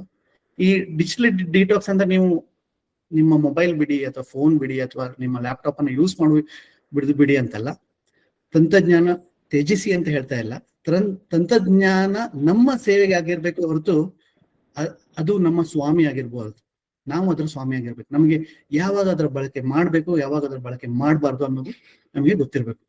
That is what is digital detox. ನಾವು ಒಂದು ಪ್ರಶ್ನೆ ಕೇಳ್ತೇನೆ, ಇದು ಮುಕ್ತವಾದ ಪ್ರಶ್ನೆ, ಯಾರಿಗೂ ಇದು ಆನ್ ದ ಸ್ಪಾಟ್ ಇದು ಮಾಡ್ಲಿಕ್ಕಲ್ಲ. Feel free to respond. ನಾವು ಬೆಳಿಗ್ಗೆ ಎದ್ದ ತಕ್ಷಣ ನಮ್ಮ ಕೈಲಿ ಮೊಬೈಲ್ ಇರಬೇಕು, ಅಥವಾ ನಾವು ಕಣ್ಣು ಬಿಡುವ ಮುಂಚೆ ನಮ್ಮ ಕೈಲಿ ಮೊಬೈಲ್ ಇರಬೇಕು, ಆಚೆ ಈಚೆ ಕೈ ಓಡಾಡ್ತದೆ ಅನ್ನೋರು ಎಷ್ಟು ಜನ ಇದ್ದೇವೆ ಇಲ್ಲಿ? ಥಮ್ಸ್ ಅಪ್ ಮೂಲಕ ನೀವು ಉತ್ತರ ಕೊಡಬಹುದು. ಅಥವಾ ರಾತ್ರಿ ಮಲಗುವಾಗ ಸ್ಕ್ರೀನ್ ನೋಡ್ತಾ ನಾನು ಮಲಗಿ ಬಿಡ್ತೇನೆ ಅನ್ನೋರು ಎಷ್ಟು ಜನ ಇದ್ದೀರಿ? ಸುಮಾರು ಕೈಗಳು ಬರ್ತಾ ಉಂಟು. ನಾನು ಇದರಲ್ಲಿ ಒಬ್ಬ. ನಾನು ಹೆಚ್ಚಾಗಿ ಇದನ್ನ ತ್ಯಜಿಸುವ ಪ್ರಯತ್ನ ಮಾಡ್ತಾ ಇದ್ದೇನೆ. ಅದು ಕಷ್ಟ ಸಾಧ್ಯ ಅಂತ ಹೇಳ್ಬೋದು. ನೋಡಿ, ನಿರಂತರ ನೋಟಿಫಿಕೇಶನ್ಗಳು, ನಿರಂತರ ನಮ್ಮ ಕಂಪ್ಯಾರಿಸನ್ಗಳು, ಬೇರೆಯವರ ಜೀವನದಲ್ಲಿ ಏನಾಗ್ತಿದೆ ಅನ್ನುವ ಒಂದು ಉತ್ಸುಕತೆ, ಇಂಥದ್ದೆಲ್ಲ ನಮ್ಮ ಡಿಜಿಟಲ್ ಒತ್ತಡಕ್ಕೆ ಕಾರಣ ಆಗ್ತದೆ. ಅಂದ್ರೆ ಡಿಜಿಟಲ್ ಸ್ಟ್ರೆಸ್ ಅಂತ ಹೇಳ್ತೇವೆ. ಸೊ ಕೆಲವೊಂದು ರಿಸರ್ಚ್ ಆಯ್ತು ಇದ್ರ ಮೇಲೆ. ಆ ರಿಸರ್ಚ್ ಏನ ಹೇಳ್ತದೆ ಅಂತ ಹೇಳಿದ್ರೆ, ಈ ಡಿಜಿಟಲ್ ಸ್ಟ್ರೆಸ್ ಇಂದಾಗಿ ನಮಗೆ ನಿದ್ರೆ ಸಮಸ್ಯೆ ಉಂಟಾಗ್ತದೆ. ಹೆಚ್ಚಾಗಿ ಅತಿಯಾದ ಸ್ಕ್ರೀನ್ ಬಳಕೆಯಿಂದ ನಿದ್ರೆ ಸಮಸ್ಯೆ ಉಂಟಾಗ್ತದೆ. ಯಾಕೆ ಅಂತ ಹೇಳಿದ್ರೆ, ನೀವು ಒಂದು 3 ರಿಂದ 4 ಗಂಟೆ ನೀವು ಫೋನ್ ಯೂಸ್ ಮಾಡಿ ನಿಮ್ಮ ಸ್ಕ್ರೀನ್ ಟೈಮ್ ಇತ್ತು ಅಂತಾದ್ರೆ, ನಿಮ್ಮ ಇನ್ಫಾರ್ಮೇಶನ್ ನಿಮ್ಮ ಮೆದುಳಲ್ಲಿ ಹೋಗಿ ಕುತ್ಕೊಳ್ತದೆ. ಅದು ಟೆಂಪ್ರರಿ ಮಾತ್ರ, ಸ್ವಲ್ಪ ಸಮಯಕ್ಕೆ ಮಾತ್ರ. ಆಗೇನಾಗ್ತದೆ, ನಿಮ್ಮ ಆಕ್ಸಿಜನ್ ಕಂಟೆಂಟ್ ಏನ್ ನಿಮ್ಮ ಬ್ರೈನ್ ಅಲ್ಲಿ ಇರಬೇಕು, ಆ ಸ್ಪೇಸ್ ಎಲ್ಲ ಯುಟಿಲೈಸ್ ಆಯ್ತು. ಅದರಿಂದಾಗಿ ನೀವು ನಿದ್ರಾವಸ್ಥೆಗೆ ಹೋದ್ರೂ ಕೂಡ ನಿಮ್ಮ ಬ್ರೈನ್ ಇನ್ನು ಒಂದು ಶಟ್ ಡೌನ್ ಮೋಡಿಗೆ ಹೋಗಿಲ್ಲ. ನೀವು ಈಗ ಮೊಬೈಲ್ ಯೂಸ್ ಮಾಡುವಾಗ ಶಟ್ ಡೌನ್ ಮಾಡ್ತೀರಾ, ಸ್ವಿಚ್ ಆಫ್ ಮಾಡ್ತೀರಾ, ಹೌದಾ? ಆದ್ರೆ ಅದರಲ್ಲೇ ನೀವು ಲ್ಯಾಪ್ಟಾಪ್ ಗಳಲ್ಲಿ ನೋಡುವಾಗ ಸ್ಲೀಪ್ ಮೋಡ್ ಅಂತ ಇರ್ತದೆ. ಅಂದ್ರೆ ಸ್ಲೀಪ್ ಮೋಡ್ ಅಂತ ಹೇಳಿದ್ರೆ ನಿಮ್ದು ಫುಲ್ ಲ್ಯಾಪ್ಟಾಪ್ ಶಟ್ ಡೌನ್ ಆಗ್ಲಿಲ್ಲ, ಅದು ಸುಮ್ಮನೆ ಕಣ್ಣು ಮುಚ್ಚಿದೆ ಅಷ್ಟೇ. ಸೊ ಆ ವ್ಯವಸ್ಥೆಯಲ್ಲಿ ನಾವು ಹೋಗ್ತೇವೆ. ಅದರಿಂದ ನಿದ್ರೆ ಸಮಸ್ಯೆ ಹೆಚ್ಚಾಗ್ತದೆ. ಆ ನಿದ್ರೆ ಕೊರತೆಯಿಂದಾಗಿ ಕೋಪ, ಆತಂಕ, ಇದೆಲ್ಲ ಹೆಚ್ಚಾಗಿ ಕೊನೆಗೆ ಸಂಬಂಧಗಳ ಬಿರುಕುಗಳಿಗೂ ಮುಟ್ಟಿ ಹೋಗ್ತದೆ. ಸೊ ಆ ಒಂದು ರಿಸ್ಕ್ ಈ ಡಿಜಿಟಲ್ ಯುಗದಲ್ಲಿ ನಾವು ಹೆಚ್ಚಾಗಿ ನೋಡ್ತಾ ಇದ್ದೇವೆ. ನೋಡಿ, ಸುಮಾರು 200 ವರ್ಷಗಳ ಹಿಂದೆ ಇಂಡಸ್ಟ್ರಿಯಲ್ ರೆವಲ್ಯೂಷನ್ ಆಯ್ತು. ಕಳೆದ ಒಂದು 40-50 ವರ್ಷಗಳಲ್ಲಿ ಡಿಜಿಟಲ್ ರೆವಲ್ಯೂಷನ್ ಶುರು ಆಯ್ತು. ಒಂದು 40 ವರ್ಷ ಅಂತಲೇ ಹೇಳ್ಬೋದು. ಆದ್ರೆ ಒಂದು ವ್ಯತ್ಯಾಸ, ಇಂಡಸ್ಟ್ರಿಯಲ್ ರೆವಲ್ಯೂಷನ್ ನಿಧಾನಗತಿಯಲ್ಲಿ ಹೋಯ್ತು, ಆದ್ರೆ ಡಿಜಿಟಲ್ ರೆವಲ್ಯೂಷನ್ ನೋಡ್ತಾ ನೋಡ್ತಾ ನಮ್ಮ ಜೀವನವನ್ನ ಸಂಪೂರ್ಣ ಬದಲಿಸೇ ಬಿಟ್ಟಿದೆ. ಇವತ್ತು ಬೆಳಿಗ್ಗೆ ಎದ್ದ ತಕ್ಷಣ ನೀವು, ನಾ ಹೇಳಿದಾಗೆ, ಮೊದಲು ಎದ್ದ ತಕ್ಷಣ ನಿಮ್ಮ ಕೈ ಫೋನ್ ಹತ್ರ ಹೋಗ್ತದೆ, ನಿಮ್ಮ ಕಣ್ಣುಗಳಿನ್ನೂ ತೆಗ್ದಿರುವುದಿಲ್ಲ, ತೆಗಿತಾ ಇರ್ತೀರಿ ಅಷ್ಟೇ. ಆಗ ಯಾವುದೇ ವಿಷಯಕ್ಕೆ ಇರ್ಬೋದು, ನಿಮ್ಮ ಅಲ್ರಾಮಿಗೋಸ್ಕರ ಇರ್ಬೋದು, ಅಥವಾ ನಿಮ್ಮ ಏನೋ ಒಂದು ಶೆಡ್ಯೂಲ್ ಇರ್ಬೋದು ನಿಮ್ದು, ಅಥವಾ ನಿನ್ನೆ IPL ಮ್ಯಾಚಿನ ಸ್ಕೋರ್ ನೋಡ್ಲಿಕ್ಕೆ ಇರ್ಬೋದು, ಯಾವ್ದಕ್ಕೆ ಇರ್ಬೋದು, ಆದ್ರೆ ನಿಮ್ಮ ಕೈ ಫೋನ್ ಹತ್ರ ಹೋಗ್ತದೆ. ಹೆಚ್ಚಾಗಿ ಈ ಪರಿಸ್ಥಿತಿ ಎಲ್ಲರ ಮನೆಗಳಲ್ಲೂ ಇದೆ. ಇನ್ನು ಸುಮಾರು ಜನರು ಅವರಿಗೆ ನೋವಾದಾಗ ಅಥವಾ ಬೋರ್ ಆದಾಗ ಈ ಫೋನ್ ಸೈಡಿಗಿರುವಾಗ ಫೋನು ಕೈಯಲ್ಲಿ ಬೇಕು, ಅಥವಾ ನಾವೊಂದು ಯಾವ್ದು ಮದುವೆಗೆ ಹೋಗಿರ್ತೇವೆ, ಯಾವ್ದು ಕಾರ್ಯಕ್ರಮಕ್ಕೆ ಹೋಗಿರ್ತೇವೆ, ಯಾರು ಮಾತಾಡ್ಸ್ಲಿಕ್ಕೆ ಇರುವುದಿಲ್ಲ, ಫೋನು ತೆಗೆದು ರೀಲ್ಸ್ ಗಳನ್ನ ನೋಡುದು ಅಥವಾ ಸೋಷಿಯಲ್ ಮೀಡಿಯಾ ನೋಡುದು. ಇದು ಹೆಚ್ಚಾಗಿ ನಾನು ಈಗಿನ ಜನರೇಷನ್ ಅಲ್ಲಿ ನೋಡ್ತಾ ಇದ್ದೇನೆ. ಈಗ ಜನರೇಷನ್ ಗಳ ಮಾತಾಡುವ, ನಾನು ಇದರ ಬಗ್ಗೆ ಕನ್ನಡ ವಿಶ್ವ 3.0 ಲೋಕಾರ್ಪಣೆ ಟೈಮಿಗೆ ಸ್ವಲ್ಪ ಹೇಳಿದ್ದೆ ಹೈ ಲೆವೆಲ್ ಅಲ್ಲಿ. ಈಗ ಇದರ ಬಗ್ಗೆ ಡೀಟೇಲ್ ಆಗಿ ಹೋಗುವ. ನೋಡಿ, ಬೇಬಿ ಬೂಮರ್ಸ್ ಅಂತ ಹೇಳಿ ಒಂದು ಜನರೇಷನ್, ಇದು 1940ರಿಂದ 1960ಕ್ಕೆ ಹುಟ್ಟಿದವರು, ಹೆಚ್ಚಾಗಿ ಈಗಿನ ಸೀನಿಯರ್ ಸಿಟಿಸನ್ಸ್. ಅವರ ಬಗ್ಗೆ ಒಂದು ರಿಸರ್ಚ್ ಆಯ್ತು ರೀಸೆಂಟ್ಲಿ ಇಂಡಿಯಾದಲ್ಲಿ. 100 ಜನ ಸೀನಿಯರ್ ಸಿಟಿಸನ್ಸ್ ನ ಪಿಕ್ ಮಾಡಿದ್ರು. ಇವರೆಲ್ಲ ರಿಟೈರ್ಡ್ ಎಂಪ್ಲಾಯೀಸ್, ಬ್ಯಾಂಕ್ ಎಂಪ್ಲಾಯೀಸ್ಗಳು, ಮತ್ತೆ ಸ್ಕೂಲ್ ಟೀಚರ್ಗಳು, ಕೃಷಿಕರು ಕೆಲವೊಬ್ರು ಇದ್ರು, ಯಾರು ಹಳ್ಳಿಗಳದ್ದು ಕೂಡ ಸ್ಮಾರ್ಟ್ ಫೋನ್ ಅಡಾಪ್ಟ್ ಮಾಡ್ಕೊಂಡವ್ರು ಅಂತವ್ರು ಕೂಡ ಇದ್ರು. ಮತ್ತೆ ಇದರಲ್ಲಿ ಆರ್ಮಿ ಎಂಪ್ಲಾಯೀಸ್ಗಳು ಮತ್ತೆ ಗವರ್ಮೆಂಟ್ ಎಂಪ್ಲಾಯೀಸ್ಗಳು, ಇಂಥವ್ರನ್ನೆಲ್ಲ ಸೇರಿಸಿ ಒಂದು ರಿಸರ್ಚ್ ಆಯ್ತು. ಆ ರಿಸರ್ಚ್ ನ ಔಟ್ಕಮ್ ಏನ್ ಗೊತ್ತಾ? ದಿನಕ್ಕೆ ಆವರೇಜ್ ಆ 100 ಜನರಲ್ಲಿ ದಿನಕ್ಕೆ 3ರಿಂದ 4 ಗಂಟೆ ಸ್ಕ್ರೀನ್ ಟೈಮ್ ಈ 1940ರಿಂದ 60ರಲ್ಲಿ ಹುಟ್ಟಿದವರಿಗೆ, ಅಂದ್ರೆ ಬೇಬಿ ಬೂಮರ್ಸ್, ಸೀನಿಯರ್ ಸಿಟಿಸನ್ಸ್ಗಳು ಹೆಚ್ಚಾಗಿ 3ರಿಂದ 4 ಗಂಟೆಗಳ ಕಾಲ ಅವರು ಸ್ಕ್ರೀನ್ ಅಲ್ಲಿ ಕಳೀತಾರೆ. ಇದರ ಟಾಪ್ 20% ನೀವು ನೋಡ್ಲಿಕ್ಕೆ ಹೋದ್ರೆ, ಅಂದ್ರೆ ಆ 100ರಲ್ಲಿ ಟಾಪ್ 20% ನೋಡ್ಲಿಕ್ಕೆ ಹೋದ್ರೆ, ಅವರ ಸ್ಕ್ರೀನ್ ಟೈಮ್ 8 ಗಂಟೆಗಿಂತ ಹೆಚ್ಚು ಕಾಲ, ದಿನಕ್ಕೆ 8 ಗಂಟೆಗಿಂತ ಹೆಚ್ಚು ಕಾಲ ಅವರು ಮೊಬೈಲ್ ಅಲ್ಲಿ ನೋಡ್ತಾ ಇದ್ರು. ಯಾವ್ದ್ರಲ್ಲಿ? ಹೆಚ್ಚಾಗಿ ವಾಟ್ಸಪ್ ಮತ್ತೆ ಯೂಟ್ಯೂಬ್, ಈ 2 ಅಪ್ಲಿಕೇಶನ್ಗಳ ಯೂಸೇಜ್. ಸೊ ನಿಮ್ಮ ಈಗಿನ ಏನು ಸ್ಮಾರ್ಟ್ ಫೋನ್ಗಳಲ್ಲಿ ನೀವು ಟ್ರ್ಯಾಕ್ ಮಾಡ್ಬೋದು ಎಷ್ಟು ಟೈಮ್ ಯಾವ ಆಪ್ಗಳಲ್ಲಿ ನಾನು ಕಳಿತಿದ್ದೇನೆ ಅಂತ ಹೇಳಿ. ಈ ಸೀನಿಯರ್ ಸಿಟಿಸನ್ಸ್ಗಳು ನೀವು ನೋಡುವಾಗ ಹೆಚ್ಚಾಗಿ ವಾಟ್ಸಪ್ ಮತ್ತೆ ಯೂಟ್ಯೂಬ್ ಅಲ್ಲಿ 8 ಗಂಟೆಗಳ ಕಾಲ ಅವರ ಸಮಯನ ಕಳೀತಾ ಇದ್ರು. ನೋಡಿ ಎಲ್ಲಿವರೆಗೆ ಹೋಗ್ಬಿಟ್ಟಿದೆ ನಮ್ಮ ಜಗತ್ತು ಅಂತ ಹೇಳಿ. ಇನ್ನು ಒಂದು ಜನರೇಷನ್ ಮುಂದೆ ಬಂದ್ರೆ ಜನರೇಷನ್ ಎಕ್ಸ್ ಅಂತ ಕರಿತೇವೆ. ಇದು 1960ರಿಂದ 1980ಕ್ಕೆ ಹುಟ್ಟಿದವರು. ಮತ್ತೆ ಜನರೇಷನ್ ವೈ, ಮಿಲೇನಿಯಲ್ಸ್ ಅಂತ ಕರಿತೇವೆ ನಾವು. ಇದು 1980ರಿಂದ 1996, 1980ಯಿಂದ 1996 ಹುಟ್ಟಿದವರು. ಇವರು ಕೂಡ ಈ ಡಿಜಿಟಲ್ ಹಾವಳಿಗೆ ತುಂಬಾ ಇನ್ಫ್ಲುಯೆನ್ಸ್ ಆಗಿಬಿಟ್ಟಿದ್ದಾರೆ. ಇವರು ಹೆಚ್ಚಾಗಿ ಕಾಲೇಜಿಗೆ ಹೋಗುವಾಗ ಅಥವಾ ಅವರ ಜಾಬ್ಗೆ ಹೋಗುವಾಗ ಈ ಡಿಜಿಟಲ್ ಪರಿಚಯ ಆದ್ದು, ಅವರು ಕೂಡ ಸಿಕ್ಕಾಪಟ್ಟೆ ಇನ್ಫ್ಲುಯೆನ್ಸ್ ಆಗಿದೆ. ಇವರದ್ದು ಒಂದು ರಿಸರ್ಚ್ ಆಯ್ತಾ, ಹೆಚ್ಚಾಗಿ ಫಿಮೇಲ್. ಈ 1960ರಿಂದ 1996ಕ್ಕೆ ಹುಟ್ಟಿದವ್ರದ್ದೊಂದು ರಿಸರ್ಚ್ ಆಯ್ತು. ಇದು 100 ಜನರನ್ನ ಇಟ್ಕೊಂಡು ಆ ರಿಸರ್ಚ್ ಮಾಡಿದ್ರು. ಇವರ ಸ್ಕ್ರೀನ್ ಟೈಮ್ ಅನ್ನು ಕೂಡ ಸ್ಟಡಿ ಮಾಡಿದ್ರು. ಹೆಚ್ಚಾಗಿ ಮಹಿಳೆಯರು, ಮದುವೆಯಾದ ಮಹಿಳೆಯರು ಅಥವಾ ಈ 1960ರಿಂದ 96ರಿಗೆ ಹುಟ್ಟಿದ ಮಹಿಳೆಯರು ಸ್ಕ್ರೀನ್ ಟೈಮ್ ದಿನಕ್ಕೆ 3 to 5 hours ಸೋಷಿಯಲ್ ಮೀಡಿಯಾದಲ್ಲಿ, ಫೇಸ್ಬುಕ್, ಇನ್ಸ್ಟಾಗ್ರಾಮ್, ಈ 2 ಹೆಚ್ಚಾಗಿ ನಿಮ್ಮ ಅಪ್ಲಿಕೇಶನ್ಗಳಲ್ಲಿ ಅವರ ಸ್ಕ್ರೀನ್ ಟೈಮ್ ಹೋಗ್ತಾ ಉಂಟು. ಇದು ಮಹಿಳೆಯರಿಗೆ ಮಾಡಿದ ರಿಸರ್ಚ್. ಇದರಿಂದ ತುಂಬಾ ಔಟ್ಕಮ್ಗಳು ಕೂಡ ಬಂದ್ವು. ಇದರಿಂದ ಡಿಟಾಕ್ಸ್ ಮಾಡ್ಲಿಕ್ಕೆ ಸುಮಾರು ಇನಿಷಿಯೇಟಿವ್ಸ್ ಕೂಡ ತಗೊಂಡ್ರು. ಆದ್ರೆ ಇದು ಕೂಡ ಒಂದು ಆಘಾತಕಾರಿಯಾದ ವಿಷಯವೇ. ಜಗತ್ತು ಯಾವ ದಿಕ್ಕಿನಲ್ಲಿ ಹೋಗ್ತಾ ಇದೆ ಅಂತ ಹೇಳಿ ಸೂಚಿಸ್ತದೆ ನಮ್ಗೆ. ಇನ್ನು ಜನರೇಷನ್ ಜೆನ್ ಝಿ ಅಂತ ಏನ್ ಹೇಳ್ತೇವೆ, ಅವರ ಬಗ್ಗೆ ನಾನು ಮಾತಾಡ್ತೇನೆ. 1996ರಿಂದ 2010ರವರೆಗೆ ಹುಟ್ಟಿದವರು. ಮತ್ತೆ ಜನರೇಷನ್ ಆಲ್ಫಾ ಅಂತ ಹೇಳಿದ್ರೆ 2010 ನಂತರ ಹುಟ್ಟಿದವರು, ನಮ್ಮ ಮಕ್ಕಳು. ಇವರು ಈ ಇಂಟರ್ನೆಟ್ ಯುಗದಲ್ಲೇ ಹುಟ್ಟಿದ್ದಾರೆ. ಅವರಿಗೆ ಇಂಟರ್ನೆಟ್ ಇಲ್ಲದೆ ಒಂದು ದಿನ ಕೂಡ ಇರೋದು ಕಷ್ಟವೇ ಅಂತ ಹೇಳ್ಬೋದು. ಇಂಟರ್ನೆಟ್ ಅವರಿಗೆ ಒಂದು ಆಪ್ಷನ್ ಅಲ್ಲ, ಇಂಟರ್ನೆಟ್ ಒಂದು ಜೀವನದ ಭಾಗ ಆಗಿಬಿಟ್ಟಿದೆ. ಈ ಜನರೇಷನ್ ಅವರು ಅವರ ಕುಟುಂಬವನ್ನು ಬಿಡ್ಲಿಕ್ಕೆ ರೆಡಿ ಇದ್ದಾರೆ, ಇಂಟರ್ನೆಟ್ ಮೊಬೈಲ್ ಬಿಡ್ಲಿಕ್ಕೆ ರೆಡಿ ಇಲ್ಲ ಅಂತ ಒಂದು ಪರಿಸ್ಥಿತಿ ಈಗ ಕ್ರಿಯೇಟ್ ಆಗಿದೆ. ಈ ತಂದೆ ತಾಯಿ ಹೆಂಡತಿ ಅಥವಾ ಗಂಡ ಇವರನ್ನು ಬಿಡ್ಲಿಕ್ಕೆ ರೆಡಿ ಇದ್ದಾರೆ, ಆದ್ರೆ ಮೊಬೈಲ್ ಬಿಟ್ಟಿರ್ಲಿಕ್ಕೆ ರೆಡಿ ಇಲ್ಲ. ಹೆಚ್ಚಿನವರು, ಎಲ್ಲರೂ ಅಂತ ಹೇಳುದಿಲ್ಲ, ನಾನು ಹೆಚ್ಚಿನವರು ಆ ಒಂದು ಸಿಚುವೇಶನ್ಗೆ ಈ ಡಿಜಿಟಲ್ ಯುಗ ನಮ್ಮನ್ನು ಕರ್ಕೊಂಡು ಹೋಗಿದೆ. ಇನ್ನು ಜನರೇಷನ್ ಆಲ್ಫಾ ಬಗ್ಗೆ ಹೇಳುದಾದ್ರೆ, ಈ 2010 ನಂತರ ಹುಟ್ಟಿದವರು, ನೆಟ್ಫ್ಲಿಕ್ಸ್, ಯೂಟ್ಯೂಬ್ ಮತ್ತೆ ಅಮೆಝಾನ್ ಜಗತ್ತಿನಲ್ಲೇ ಹುಟ್ಟಿದವರು. ನೋಡಿ, ನಮ್ಮ ಮಕ್ಕಳು ನಾವೇನ್ ಕಲಿಸ್ತೇವೆ ಅದನ್ನೇ ಕಲಿತಾರೆ. ಈಗ ಬೇಸರ ಆಯ್ತು, ಒಂದು ಫೋನ್ ಹಾಕಿ ಕೊಟ್ವಿ, ಒಂದ್ 5 ನಿಮಿಷ ನೋಡ್ಲಿ, ನಾವೇನೋ ಅಡಿಗೆ ಮನೆಯಲ್ಲಿ ಕೂತಿದ್ದೇವೆ, ಅಡಿಗೆ ಮಾಡ್ತಾ ಇದ್ದೇವೆ, 2 ನಿಮಿಷ ಫೋನ್ ಕೊಟ್ವಿ, ಅವ್ರು ನೋಡ್ತಾ ಇರ್ತಾರೆ. ಅದ್ರಲ್ಲಿ ಯಾವ ಆಪ್ ನೋಡ್ತಾರೆ ಅಂತ ನೋಡೋ ಮುಂಚೆ ಅವ್ರು ಯೂಟ್ಯೂಬ್ ತೆಗ್ದಾಯ್ತು, ರೀಲ್ಸ್ ತೆಗ್ದಾಯ್ತು, ಎಲ್ಲ ನೋಡ್ಲಿಕ್ಕೆ ಈಗ 2 ವರ್ಷ 3 ವರ್ಷ ಮಕ್ಕಳಿಗೂ ಕೂಡ ಗೊತ್ತು. ಮಗು ಹತ್ರೆ ಅಥವಾ ಊಟ ಮಾಡಿದ್ರೆ ನಾವು ವಿಡಿಯೋ ಹಾಕಿ ಕೊಡೋ ಒಂದು ಸಂಪ್ರದಾಯವನ್ನು ಕೂಡ ಬೆಳೆಸ್ಕೊಂಡ್ ಬಿಟ್ಟಿದ್ದೇವೆ. ಅದು ನಮ್ಮ ಮನೆಯಲ್ಲಿ ಕೂಡ ಉಂಟು. ಮಗು ಊಟ ಮಾಡೋದಿಲ್ಲ, ವಿಡಿಯೋ ಹಾಕಿ ಕೊಡಿ. ಇದರಿಂದ ಏನಾಗ್ತದೆ, ಮಕ್ಕಳ ಒಂದು ಕಾಲ್ಪನಿಕ ಶಕ್ತಿ 0 ಆಗ್ತಾ ಹೋಗ್ತದೆ, ಕಾಲ್ಪನಿಕ ಶಕ್ತಿಯೇ ಕಳೆದು ಹೋಗ್ತದೆ. ಇನ್ ಯಾರಾದ್ರೂ ಮನೆಗೆ ಬರ್ತಾರೆ, ಪರಿಚಯ ಮಾಡ್ಕೊಳ್ಳಿಕ್ಕೆ ಹೋಗ್ತಾರೆ, ಅವರು ಆ ಮಕ್ಕಳು ಮಾತಾಡ್ಲಿಕ್ಕೂ ಇಷ್ಟಪಡುದಿಲ್ಲ, ಐಸೋಲೇಷನ್ ಅಲ್ಲಿ ಹೋಗ್ಬಿಡ್ತಾರೆ. ಐಸೋಲೇಷನ್ ಅಂದ್ರೆ ಅವ್ರಿಗೆ ಯಾರು ಬೇಡ, ಆ ಮೊಬೈಲ್ ಅಥವಾ ಅವ್ರ ಟಿವಿ ಅಥವಾ ಯೂಟ್ಯೂಬ್ ಇದ್ರೆ ಸಾಕು, ಅವರಿಗೆ ಜನಸಂಪರ್ಕ ಬೇಡ. ಆ ಒಂದು ಮೈಂಡ್ ಸೆಟ್ ಅಲ್ಲಿ ಈಗಿನ ಒಂದು ಜನರೇಷನ್ ಆಲ್ಫಾ ಬೆಳೀತಾ ಉಂಟು. ನಾವೇನು ಬಿತ್ತುತ್ತೇವಲ್ಲ ಅದೇ ಬೆಳೀತಾ ಹೋಗ್ತದೆ. ಸೊ ಮಕ್ಕಳ ಮೆದುಳು ಏನಿದೆ ಒಂದು ಮಣ್ಣಿನ ತರ, ನಾವು ಏನ್ ಬಿತ್ತುತ್ತಾ ಹೋಗ್ತೇವೆ ಅದು ಬೆಳೀತಾ ಹೋಗ್ತದೆ. ನಾವೀಗ ಅವರ ಮಕ್ಕಳ ಒಂದು ಲೈಫ್ ಶುರು ಆಗುವಾಗ್ಲೇ ರೀಲ್ಸ್, ಯೂಟ್ಯೂಬ್, ಗೇಮ್ಸ್, ಶಾರ್ಟ್ಸ್ ಇದರ ಪರಿಚಯ ಮಾಡಿ ಕೊಟ್ರೆ ಹೋಗ್ತಾ ಹೋಗ್ತಾ ಅದೇ ಹೆಚ್ಚಾಗಿ ನಾಳೆ ಅವರಿಗೆ ಜನಸಂಪರ್ಕವೇ ಬೇಡ ಅನ್ನೋ ಒಂದು ಪರಿಸ್ಥಿತಿಗೆ ಹೋಗ್ತಾರೆ. ನೋಡಿ, ನಾವು ಸಣ್ಣವರಿರುವಾಗ ನಮ್ಮ ಒಂದು ಜನರೇಷನ್ ಎಕ್ಸ್ ಮತ್ತೆ ವೈ ಬಗ್ಗೆ ಹೇಳ್ತಾ ಇದ್ದೆ ನಾನು.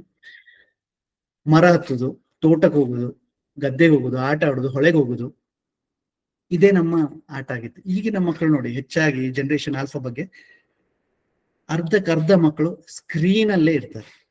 ಇದು ನಿಮ್ಮ ಮನೆಗಳಲ್ಲಿ ಅಥವಾ ನಿಮ್ಮ ಆಸ್ಪಾಸಿನ ಮನೆಗಳಲ್ಲಿ ಅಥವಾ ನಿಮ್ಮ ಸಂಬಂಧಿಕರ ಮನೆಗಳಲ್ಲಿ ನೀವು ಅಬ್ಸರ್ವ್ ಮಾಡಬೇಕಾದಂತ ವಿಚಾರ. ಇದು ಒಂದು ದೊಡ್ಡ ಸಿಗ್ನಲ್. ಈಗ ಇದು ನಮ್ಮ ಸಮುದಾಯಕ್ಕೂ ಕೂಡ ಒಂದು ದೊಡ್ಡ ಸಿಗ್ನಲ್. ವಯಸ್ಸು ಮ್ಯಾಟರ್ ಆಗುದಿಲ್ಲ, ಡಿಜಿಟಲ್ ಅಡಿಕ್ಷನ್ ಎಲ್ಲರಿಗೂ, ಎಲ್ಲ ವಯಸ್ಕರನವರಿಗೂ ಬರ್ಬೋದು. ಇನ್ನೊಂದು ರಿಸರ್ಚ್ ಆಯ್ತು, ಇದು ಜನರೇಷನ್ ಜಿ, ಈ 96ರಿಂದ ಹುಟ್ಟಿ 2010ರವರೆಗೆ ಹುಟ್ಟಿದ ಮಕ್ಕಳ ಒಂದು ರಿಸರ್ಚ್ ಆಯ್ತು. ಇದು ಹೆಚ್ಚಾಗಿ 16ರಿಂದ 21 ವರ್ಷದ ಮಕ್ಕಳಿಗೆ ಈ ರಿಸರ್ಚ್ ಸಿಂಗಾಪುರದಲ್ಲಿ ಮಾಡಿದ್ರು. ಸಿಂಗಾಪುರದಲ್ಲಿ 15 ಮಕ್ಕಳನ್ನ ಚೂಸ್ ಮಾಡ್ತಾರೆ. ಎಲ್ಲರೂ ಈ 16 ವಯಸ್ಸು ಮೇಲ್ಪಟ್ಟವರು, 21ರ ಒಳಗೆ. ಅವರಿಗೆ ಎಲ್ಲರದ ಸ್ಮಾರ್ಟ್ ಫೋನ್ ಇರ್ತದೆ. ಆ ಸ್ಮಾರ್ಟ್ ಫೋನ್ ತಗೊಳ್ತಾರೆ. ಸ್ಮಾರ್ಟ್ ಫೋನ್ ಅನ್ನ ಒಂದು ಬಾಕ್ಸ್ ಅಲ್ಲಿ ಹಾಕಿ ಲಾಕ್ ಮಾಡಿ ಅವರ ತಾಯಿ ಕೈಯಲ್ಲಿ ಕೊಡ್ತಾರೆ. ಆ ಸ್ಮಾರ್ಟ್ ಫೋನ್ ಬದಲಿಗೆ ಒಂದು ನಾರ್ಮಲ್ ಯಾವುದು ನಿಮ್ಮ ಬಟನ್ ಫೋನ್ ಕೊಡ್ತಾರೆ. ಈ ಫೋನ್ ಕೊಟ್ಟು ಚೇಂಜ್ ಮಾಡಿ, ಇದು 10 ದಿನಕ್ಕೆ ಒಂದು ಎಕ್ಸರ್ಸೈಸ್, ಒಂದು ಎಕ್ಸ್ಪೆರಿಮೆಂಟ್ ಮಾಡ್ತಾ ಇದ್ದಾರೆ ಸಿಂಗಾಪುರದಲ್ಲಿ. ಈ ಫೋನ್ ಕೊಟ್ಟು, ಸ್ಮಾರ್ಟ್ ಫೋನ್ ಕೊಟ್ಟು ಇಸ್ಕೊಂಡು ನಿಮ್ಮ ನಾರ್ಮಲ್ ಫೋನ್ ಕೊಟ್ಟಾಗ ಒಂದು ಸ್ಟಡಿ ಮಾಡ್ತಾರೆ. ಅದು ನಿಮ್ಮ ಬಿಹೇವಿಯರ್, ನಿಮ್ಮ ಬ್ರೈನ್ ರೆಸ್ಪಾನ್ಸ್ ಹೇಗಿದೆ ಅನ್ನೋದ್ರ ಬಗ್ಗೆ ಒಂದು ರಿಸರ್ಚ್. ನಿಮ್ಮ ಸುಮಾರೆಲ್ಲ ಟೆಸ್ಟ್ಗಳಾಗ್ತದೆ. ಆ ಟೆಸ್ಟ್ಗಳಲ್ಲಿ ಹೇಗೆ ಇವರ ಪರ್ಫಾರ್ಮೆನ್ಸ್ ಉಂಟು, ಫೋನ್ ಇರುವಾಗ, ಸ್ಮಾರ್ಟ್ ಫೋನ್ ಇರುವಾಗ, ಸ್ಮಾರ್ಟ್ ಫೋನ್ ಇಲ್ಲದಿರುವಾಗ ಹೇಗೆ ಅಂತ ಹೇಳಿ ಒಂದು ಟೆಸ್ಟ್ ಮಾಡ್ತಾರೆ. ಆ ರಿಸರ್ಚ್ನ ರಿಸಲ್ಟ್ ಕೇಳಿದ್ರೆ ನಿಮ್ಗೆ ನಿಜವಾಗ್ಲೂ ಆಶ್ಚರ್ಯ ಆಗ್ತದೆ. ಮುಖ್ಯವಾಗಿ 4 ಅಂಶಗಳಲ್ಲಿ ಈ ವಿಷಯಗಳನ್ನ ಅಳಿತಾರೆ ಆ ರಿಸರ್ಚ್ನ ಟೀಮ್. ಒಂದು ಅಟೆನ್ಷನ್ ಪವರ್ ಅಂದ್ರೆ ಗಮನ ಶಕ್ತಿ, ಇನ್ನೊಂದು ಸ್ಮರಣೆ ಅಂದ್ರೆ ಮೆಮೊರಿ ಪವರ್, ಇನ್ನೊಂದು ಪ್ರೊಸೆಸಿಂಗ್ ಸ್ಪೀಡ್ ಅಂತ ಹೇಳಿದ್ರೆ ನಿಮ್ಮ ಪ್ರಕ್ರಿಯೆ, ನೀವು ಮಾತಾಡುವಾಗ ನೀವು ಎಷ್ಟು ಬೇಗ ನಿಮ್ಮ ಮೈಂಡ್ ಅಲ್ಲಿ ಪ್ರೊಸೆಸ್ ಮಾಡಿ ಅದಕ್ಕೆ ಉತ್ತರ ಕೊಡ್ತೀರಿ ಅಥವಾ ಆಲೈಸಿ ಅದಕ್ಕೆ ಸರಿಯಾದ ಉತ್ತರ ಕೊಡ್ತೀರಿ ಅನ್ನೋದು. So that is processing time. ಇನ್ನೊಂದು ಮೆದುಳಿನ ಚಟುವಟಿಕೆಗಳು ಅಂದ್ರೆ ಬ್ರೈನ್ ಹೇಗೆ ಆಕ್ಟಿವಿಟಿ ಪರ್ಫಾರ್ಮೆನ್ಸ್ ಆಗ್ತಾ ಉಂಟು, ನಿಮ್ಗೆ ಬ್ರೈನ್ ಟೆಸ್ಟ್ ಮಾಡುವಾಗ ಅದು ಕಾಣ್ತದೆ. ಇದು ಕೆಲವೊಂದು ಟೆಸ್ಟ್ಗಳು ನಮ್ಮ ಬ್ರೈನಿಗೆ ಹೇಗೆ ಆಕ್ಸಿಜನ್ ಸಪ್ಲೈ ಆಗ್ತಾ ಉಂಟು ಅಂತ ಹೇಳಿ ನೋಡಿ ಅದರ ಬಗ್ಗೆ ಒಂದು ಔಟ್ಪುಟ್ ಕೊಡ್ತದೆ. ಈ ಎಲ್ಲ ಪರೀಕ್ಷೆಗಳಲ್ಲೂ ಡಿಜಿಟಲ್ ಡಿಟಾಕ್ಸ್ ಮುಂಚೆ ಅಂದ್ರೆ ಪ್ರೀ ಡಿಟಾಕ್ಸ್ ಮತ್ತೆ ಆ 10 ದಿನದ ಡಿಟಾಕ್ಸ್ ನಂತರದ 2 ಸಮಯದ ಕಂಪೇರ್ ಮಾಡಿ ಒಂದು ಫೈನಲ್ ಒಂದು ರಿಸಲ್ಟ್ ಕೊಡ್ತಾರೆ. ಅದು ತಂದೆ ತಾಯಿಗಳೊಟ್ಟಿಗೆ ಡಿಸ್ಕಸ್ ಕೂಡ ಮಾಡ್ತಾರೆ. ಆ ರಿಸಲ್ಟ್ ಎಷ್ಟು ಪವರ್ಫುಲ್ ಇದೆ ಅಂತ ಹೇಳಿದ್ರೆ ನಿಮ್ಗೆ ಆಶ್ಚರ್ಯ ಆಗ್ತದೆ. ನೀವು ಸ್ಮಾರ್ಟ್ ಫೋನ್ 10 ದಿನಕ್ಕೆ ಬಿಟ್ಟು ನಿಮ್ಮ ಗಮನ ಶಕ್ತಿಯನ್ನು ಅಬ್ಸರ್ವ್ ಮಾಡುವಾಗ ಅದು 20ರಿಂದ 30% ಇನ್ಕ್ರೀಸ್ ಆಗಿರ್ತದೆ. ನೀವು ಯಾವ ಕೆಲಸವನ್ನ ಸ್ಮಾರ್ಟ್ ಫೋನ್ ಇಟ್ಕೊಂಡು ಪಕ್ಕದಲ್ಲಿ ಮಾಡ್ತಿರೋ, ಸ್ಮಾರ್ಟ್ ಫೋನ್ ಇಲ್ಲದೆ ಮಾಡ್ತಿರೋ, the performance is 20 to 30% times higher. ಇನ್ನು ಸ್ಮರಣೆ ಶಕ್ತಿ, ನಿಮ್ಮ ಮೆಮೊರಿ ಪವರ್, ಅದು ಕೂಡ ಸಿಕ್ಕಾಪಟ್ಟೆ ಇಂಪ್ರೂವ್ ಆಗಿರ್ತದೆ. ನೀವು ಯಾವ್ದೋ ಒಂದು ಕತೆ ಹೇಳಿ ಟೆಸ್ಟ್ ಮಾಡ್ತಾರೆ, ಆ ಕಥೆಯ ಮೆಮೊರಿ ನೀವು ಸ್ಮಾರ್ಟ್ಫೋನ್ ಇದ್ದಾಗ ಮತ್ತೆ ಸ್ಮಾರ್ಟ್ಫೋನ್ ಇಲ್ಲದಾಗ ಆ ವ್ಯತ್ಯಾಸವನ್ನು ನೋಡುವಾಗ ಅಜಗಜಾಂತರ ವ್ಯತ್ಯಾಸ ಇರ್ತದೆ. ಇನ್ನು ಪ್ರೊಸೆಸಿಂಗ್ ಸ್ಪೀಡ್, ನಿಮ್ಮ ರೆಸ್ಪಾನ್ಸ್ ಟೈಮ್, ನೀವು ಯಾವ ತರ ನೀವು ಯಾವ್ದೊಂದು ಸಿಚುವೇಶನ್ ಕೊಟ್ಟಾಗ ನೀವು ಅದನ್ನ ಹೇಗೆ ಆಲೈಸಿ ಅದನ್ನ ಹೇಗೆ ಉತ್ತರ ಕೊಡ್ತೀರಿ ಅನ್ನೋದು, ಅದು ಕೂಡ 40% ಟೈಮ್ ಇಂಪ್ರೂವ್ ಆಗಿರ್ತದೆ. ಇನ್ನು ಬ್ರೈನ್ ಆಕ್ಟಿವಿಟಿ ಅಂದ್ರೆ ಹೇಗೆ ನಿಮ್ಮ ಆಮ್ಲಜನಕ, ನಿಮ್ಮ ಆಕ್ಸಿಜನ್ ಹೇಗೆ ಸಪ್ಲೈ ಆಗ್ತಾ ಉಂಟು, ಅದು ಈಕ್ವಲಿ ನಿಮ್ಮ ತಲೆಯಲ್ಲಿ ಡಿಸ್ಟ್ರಿಬ್ಯೂಟ್ ಆಗಿದೆಯಾ ಇಲ್ವಾ ಅನ್ನೋದು, ಅದು ಕೂಡ ಒಂದು ಆಶ್ಚರ್ಯಚಕಿತವಾದಂತ ರಿಸಲ್ಟ್ಸ್. ಆ 15 ಮಕ್ಕಳದ್ದು ಪರ್ಫಾರ್ಮೆನ್ಸ್ ತುಂಬಾ ತುಂಬಾ ಶಾಕಿಂಗ್ ಇರ್ತದೆ ತಂದೆ ತಾಯಿಗೆ. ಅದರಿಂದ ತುಂಬಾ ಕಲೀಲಿಕ್ಕೆ ಕೂಡ ಇರ್ತದೆ. ಸೊ ಈ ಟೆಸ್ಟ್ ಗಳನ್ನ ನಮ್ಮ ಸಮುದಾಯದಲ್ಲೂ ಮಾಡ್ಬೇಕು. ಯಾಕಂದ್ರೆ ನಮ್ಮ ಮಕ್ಕಳು ಕೂಡ, ನಮ್ಮ ಜನರೇಷನ್ XYZ ಮತ್ತೆ ಆಲ್ಫಾ ಕೂಡ ತುಂಬಾ ಈ ಡಿಜಿಟಲೀಕರಣದಿಂದ ಇಂಪ್ಯಾಕ್ಟ್ ಆಗಿದೆ ಅಂತ ಹೇಳ್ಬೋದು. ನಾನು ಇದ್ರ ಬಗ್ಗೆ ಭಾರಿ ಓಪನ್ ಇದ್ದೇನೆ. ಯಾರಾದ್ರೂ ಇಂಥ ಒಂದು ಪ್ರಯತ್ನ ಮಾಡುವ ಅಂತ ಹೇಳಿದ್ರೆ ನನ್ನನ್ನು ಸಂಪರ್ಕಿಸಬಹುದು. ನಾನು ಅದಕ್ಕೆ ಪೂರ್ಣ ಸಹಕಾರ ಕೊಡ್ತೇನೆ. ಇನ್ನೊಂದು ಎಕ್ಸಾಂಪಲ್ ಕೊಡ್ತೇನೆ. ಈ ಡಿಜಿಟಲ್ ಡಿಟಾಕ್ಸ್ ಪ್ರಯತ್ನ ಒಂದು ಹಳ್ಳಿಯಲ್ಲಿ ಆಯ್ತು. ಬೆಳಗಾವಿ ಹತ್ತಿರ ಒಂದು ಹಾಲಗ ಅಂತ ಹೇಳಿ ಒಂದು ಹಳ್ಳಿ ಇದೆ. ಆ ಹಾಲಗ ಹಳ್ಳಿ ನೀವು ನೋಡ್ಬೋದು, ಬೆಳಗಾವಿ ಜಿಲ್ಲೆಯಲ್ಲಿ ಹಾಲಗ ಹಳ್ಳಿಯಲ್ಲಿ ಅವ್ರು ಏನ್ ಮಾಡಿದ್ದಾರೆ, 7 ಗಂಟೆಗೆ ಸರಿಯಾಗಿ ಎಲ್ಲಾ ರೋಡ್ಗಳಲ್ಲಿ ಸೈರನ್ ಹಾಕಿಟ್ಟಿದ್ದಾರೆ. 7 ಗಂಟೆಗೆ ಸೈರನ್ ಹೊಡಿತದೆ. ಸೈರನ್ ಹೊಡೆಯುವಾಗ ಎಲ್ಲಾ ಮನೆಗಳು ಟಿವಿ ಆಫ್ ಆಗ್ಬೇಕು, ಅವರವರ ಎಲ್ಲರ ಮನೆಯವರ ಮೊಬೈಲ್ ಸ್ವಿಚ್ ಆಫ್ ಆಗ್ಬೇಕು, ಕಪಾಟಿನಲ್ಲಿ ಹೋಗಿ ಲಾಕ್ ಆಗ್ಬೇಕು. ಇದು 7 ಗಂಟೆಯಿಂದ 9 ಗಂಟೆವರೆಗೆ ಡಿಜಿಟಲ್ ಡಿಟಾಕ್ಸ್ ಹೋಗ್ತದೆ ಇಡೀ ಹಳ್ಳಿ. ನಿಮ್ಗೆ ಆಶ್ಚರ್ಯ ಆಗ್ಬೋದು, ಒಂದು ಹಳ್ಳಿಯಲ್ಲಿ ಈ ಇನಿಷಿಯೇಟಿವ್ ಆಗಿದೆ. ಕರ್ನಾಟಕದಲ್ಲಿ, ಅದು ಭಾರತದಲ್ಲಿ ಫಸ್ಟ್ ಟೈಮ್ ಇದಾಗ್ತಿರೋದು. ಇಡೀ ಹಳ್ಳಿಯವರು, ಆ ಕಮ್ಯುನಿಟಿ ಸೇರಿ ಈ ಒಂದು ಇನಿಷಿಯೇಟಿವ್ಗೆ ಕೈ ಹಾಕಿದ್ದಾರೆ. ಅಲ್ಲಲ್ಲಿ ಸೈರನ್ಸ್ ಇಟ್ಟಿದ್ದಾರೆ. ಸೈರನ್ ಆಗುವಾಗ ಮೊಬೈಲ್ಗಳು, ಟಿವಿಗಳು ಆಫ್ ಆಗ್ತದೆ. ಆ ಕುಟುಂಬದವರು, ಆ ಮಕ್ಕಳೆಲ್ಲ ಸೇರ್ತಾರೆ. ಮಕ್ಕಳು ಅವರ ಹೋಮ್ವರ್ಕ್ಗಳು ಅಥವಾ ಅವರ ಓದಿಗೆ ಕೂತ್ಕೊಳ್ತಾರೆ. ಮನೆಗಳವರೆಲ್ಲ ಹೊರಗೆ ಬಂದು ಒಂದು ಕಟ್ಟೆ ಚರ್ಚೆ ಮಾಡ್ಲಿಕ್ಕೆ ಹೋಗ್ತದೆ. ಇದರಿಂದ ಏನಾಗ್ತಾ ಉಂಟು, ಒಂದು ಮಾನವೀಯ ಸಂಪರ್ಕ ಜಾಸ್ತಿ ಆಗ್ತಾ ಉಂಟು, ಒಂದು ಬಾಂಧವ್ಯ ಬೆಳೀತಾ ಉಂಟು. ಆ ಡಿಜಿಟಲ್ ಜಂಜಾಟದಿಂದ ಪೂರ್ತಿ ಮುಕ್ತ ಆಗ್ತಾ ಇದೆ ಈ ಹಳ್ಳಿ 7 ರಿಂದ 9 ಗಂಟೆವರೆಗೆ. ಸೊ ಇಂಥ ಒಂದು ಪ್ರಯತ್ನಕ್ಕೂ ನಾವು ಆದಷ್ಟು ನಮ್ಮ ಸಮುದಾಯದವರು ಕೈ ಹಾಕ್ಬೋದು. ನೀವು ಇನ್ನೊಂದು ನಮ್ಮ ಸಮುದಾಯದವರೇ ಒಂದು ಇನಿಷಿಯೇಟಿವ್ ತೆಗ್ದಿದ್ದಾರೆ, ನೀವು ಅದು ಕೇಳಿರ್ಬೋದು, ಗೀತಾಗ್ರಾಮ ಅಂತ ಹೇಳಿ. ಡಾಕ್ಟರ್ ಪ್ರದೀಪ್ ಆಟಿಗುಕ್ಕಿ ಅವರು ಕೂಡ ಅವರ ಒಂದು ಏರಿಯಾದಲ್ಲಿ ಭಗವದ್ಗೀತೆಯ ಒಂದು ಪ್ರಚಾರದಲ್ಲಿದ್ದಾರೆ. ಆ ಗ್ರಾಮದ ಪ್ರತಿಯೊಂದು ಮನೆ ಬೆಳಿಗ್ಗೆ ಸಂಜೆ ಶಂಖನಾದದೊಂದಿಗೆ ಸ್ಟಾರ್ಟ್ ಮಾಡಿ, ಮನೆಯ ಪ್ರತಿಯೊಂದು ಮಗುವಿಗೂ ಒಂದು ಅಧ್ಯಾಯ ಬರಲೇಬೇಕು ಬಾಯ್ಪಟವಾಗಿ ಅಂತ ಹೇಳಿ ಒಂದು ಉದ್ದೇಶದಿಂದ ಡಾಕ್ಟರ್ ಪ್ರದೀಪ್ ಆಟಿಗುಕ್ಕಿ ಇಂಥ ಒಂದು ಒಳ್ಳೆಯ ಕೆಲಸ ಕೈ ಹಾಕಿದ್ದಾರೆ. ಇದರಿಂದ ಕೂಡ ಒಂದು ಅದ್ಭುತವಾದ ಮೆಸೇಜ್ ನಮಗೆ. ಈ ಡಿಜಿಟಲ್ ಯುಗದಲ್ಲಿ ಇಂಥ ಒಂದು ಇನಿಷಿಯೇಟಿವ್ಸ್ ನಮ್ಮನ್ನ ಒಂದು ಸಂಪರ್ಕಕ್ಕೆ, ಸಮಾಜದ ಬಾಂಧವ್ಯಕ್ಕೆ ಒಳಗಡಿಸ್ತದೆ. ನಾವು ಕೂಡ ಕರಾಡ ಸಮುದಾಯದಿಂದ ಇಂಥ ಒಂದು ಪ್ರಯತ್ನ ಮಾಡಬೇಕು. ನಮ್ಮ ವಲಯಗಳಿದ್ದಾವೆ, ಬಾಯಾರು, ಗುಂಡ್ಯಾಡ್ಕ ಅಥವಾ ಅಗಲ್ಪಾಡಿ, ಪಡ್ರೆ, ಇಲ್ಲಿಯ ಹುಡುಗರು ಕೂಡ, ಯುವಕರು ಕೂಡ ಮುಂದೆ ಬಂದು ನಾವು ಒಂದು ಡಿಜಿಟಲ್ ಡಿಟಾಕ್ಸ್ ಇನಿಷಿಯೇಟಿವ್ ಮಾಡ್ತೇವೆ. ಒಂದು ವಾರಕ್ಕೆ 1 ದಿನ ನಾವು ಡಿಜಿಟಲ್ ಫಾಸ್ಟಿಂಗ್, ಈಗ ನಾವು ಉಪವಾಸಕ್ಕೆ ಹೋಗ್ತೇವೆ, 1 ದಿನ ನಾವು ನಮ್ಮ ಹೊಟ್ಟೆಗೆ ರೆಸ್ಟ್ ಕೊಡ್ತೇವೆ ಅಲ್ವಾ. ಹೆಚ್ಚಾಗಿ ಸುಮಾರು ಜನ ಶುಕ್ರವಾರ, ಗುರುವಾರ, ಮಂಗಳವಾರ ಅಂತ ಹೇಳಿ ನಾವು ಉಪವಾಸಕ್ಕೆ ಹೋಗ್ತೇವೆ. ಒಂದು ನಾವು ಡಿಜಿಟಲ್ ಫಾಸ್ಟಿಂಗ್ ಮಾಡುವ. ಡಿಜಿಟಲ್ ಫಾಸ್ಟಿಂಗ್ ಅಂತ ಹೇಳಿದ್ರೆ 1 ದಿನ ಮೊಬೈಲ್ ಇಲ್ಲ, ಟಿವಿ ಇಲ್ಲ, ಲ್ಯಾಪ್ಟಾಪ್ ಇಲ್ಲ, ಡಿಜಿಟಲ್ ಸಂಪರ್ಕ ಇಲ್ಲ, ಜನರ ಸಂಪರ್ಕ ಉಂಟು. ಅಂತದೊಂದು ಇನಿಷಿಯೇಟಿವ್ ಮಾಡ್ಬೋದು. ಇದು ನಮ್ಮ ವಲಯವಾರನವರು ಇನಿಷಿಯೇಟಿವ್ ತಗೋಬಹುದು, ಕರಾಡ ಸಮುದಾಯ ಒಂದೇ ಎಲ್ಲ ಸೇರಿ ತಗೊಳ್ಬಹುದು. ಇದೊಂದು ಒಳ್ಳೆ ಪ್ರಯತ್ನ. ಇನ್ನು ಬೆಳಿಗ್ಗೆ ಮೊದಲು 1 ಗಂಟೆ ಇರುವಾಗ ನಿಮ್ಮ ಮೊಬೈಲ್ ಅನ್ನ ಹೊರಗಿಟ್ಟು ನೀವು ಮಲಗಬೇಕು. ಅಂದ್ರೆ ಅಲಾರಾಮಿಗೆ ಮೊಬೈಲ್ ಯೂಸ್ ಮಾಡ್ಲಿಕ್ಕಿಲ್ಲ. ಮೊಬೈಲ್ ದೂರ ಇರ್ತದೆ, ನೀವು ಮಲಗಿರ್ತೀರಿ, ಎದ್ದು ನಿಮ್ಮ ಬೆಳಗಿನ ಕಾರ್ಯ ಮುಗಿಯುವವರೆಗೂ ಮೊಬೈಲ್ ಯೂಸ್ ಮಾಡ್ಲಿಕ್ಕಿಲ್ಲ. So this is also one option. ನೀವು 1 ಗಂಟೆ ಎದ್ದು ಸ್ನಾನ ಮಾಡಿ, ಪೂಜೆ ಮಾಡಿ, ತಿಂಡಿ ತಿನ್ನುವವರೆಗೂ ಮೊಬೈಲ್ ಯೂಸ್ ಮಾಡ್ಲಿಕ್ಕಿಲ್ಲ. ಇನ್ನು ಊಟ ಮಾಡುವಾಗ, ಮಧ್ಯಾಹ್ನದ ಊಟ ಮಾಡುವಾಗ, ಬೆಳಿಗ್ಗೆ ಊಟ ಮಾಡುವಾಗ, ತಿಂಡಿ ತಿನ್ನುವಾಗ ಅಥವಾ ರಾತ್ರಿ ಊಟ ಮಾಡುವಾಗ ಕುಟುಂಬದೊಂದಿಗೆ ಕೂತು ಮೊಬೈಲ್ ಮುಟ್ಟದೆ, ಟಿವಿ ನೋಡದೆ ಊಟ ಮಾಡುದು. ಇದು ಒಂದು ನಮ್ಮ ಡಿಜಿಟಲ್ ಡಿಟಾಕ್ಸ್ ಕುಟುಂಬ ಸೇರಿ ಮಾಡುವಂತ ಪ್ರಯತ್ನ. ಇದು ಕೂಡ ನೀವು ನಿಮ್ಮ ಮನೆಯಲ್ಲಿ ಇನಿಷಿಯೇಟಿವ್ ತಗೊಳ್ಬಹುದು. ಇನ್ನು ನಿಮ್ಮ ಹವ್ಯಾಸಗಳು ಇರ್ತದೆ. ಈ ಡಿಜಿಟಲ್ ಕ್ರಾಂತಿಯ ಕಾರಣ ನಮ್ಮ ಹವ್ಯಾಸಗಳು ಸೈಡಿಗೆ ಹೋಗಿಬಿಟ್ಟಿದಾವೆ.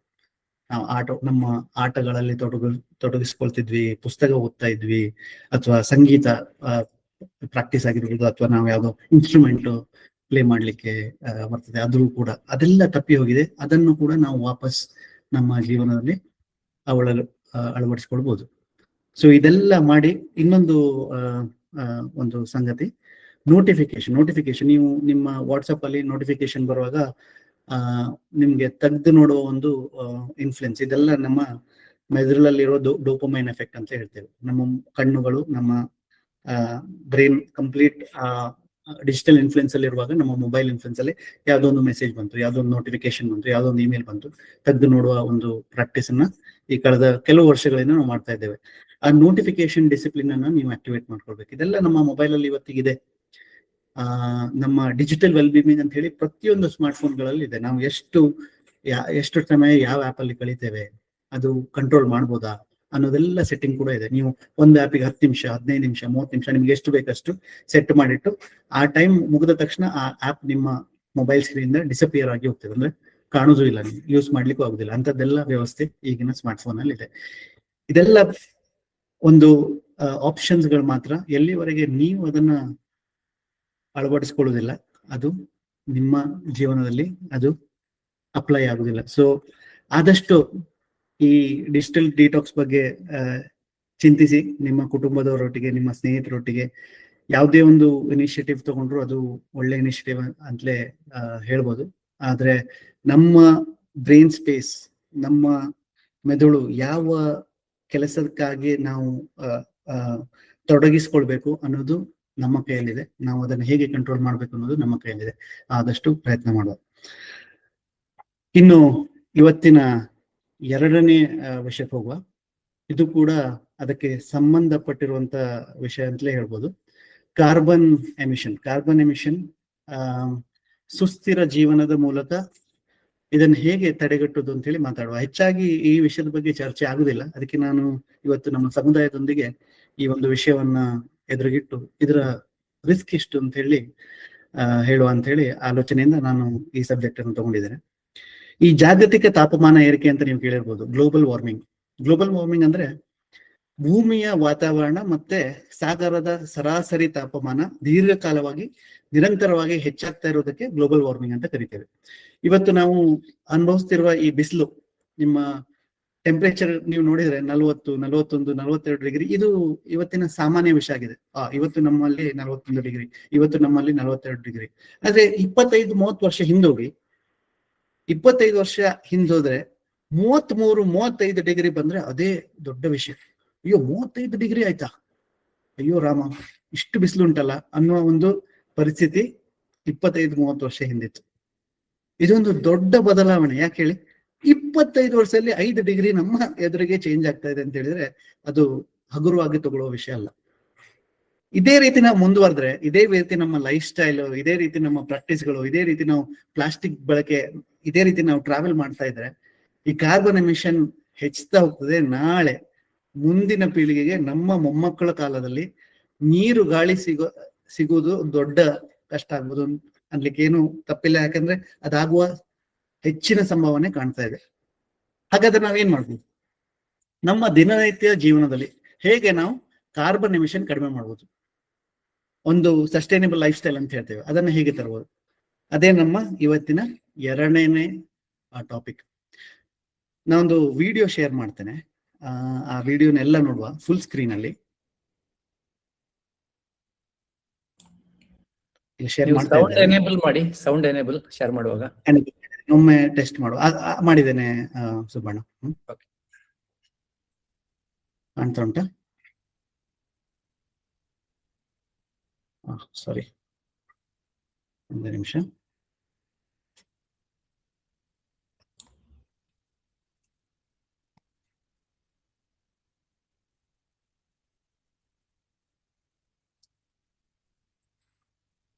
ಇದು ನ್ಯಾಷನಲ್ ಜಿಯೋಗ್ರಫಿಕ್ ಚಾನೆಲ್ ಅವರು ಬಿಟ್ಟಂತ ಒಂದು ವಿಡಿಯೋ ಕಾರ್ಬನ್ ಎಮಿಷನ್ ಬಗ್ಗೆ. ಕಾಣ್ತಾ ಉಂಟಾ? ಇಲ್ಲ ವೇಣು, ಬರ್ತಾ ಇಲ್ಲ. ಬರ್ತಾ ಇಲ್ಲ, ಒಂದೇನೆ.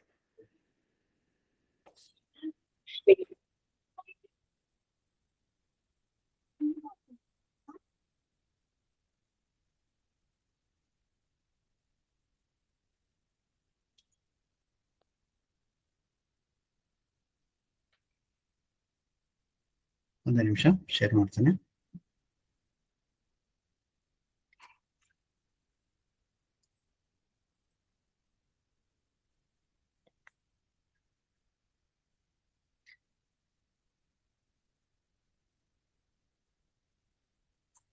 ಕಾಣ್ತಾ ಜಿಮ್ಮೆ? ಇಲ್ಲ. ಇಲ್ಲ. ಈಗ ಬಂತು.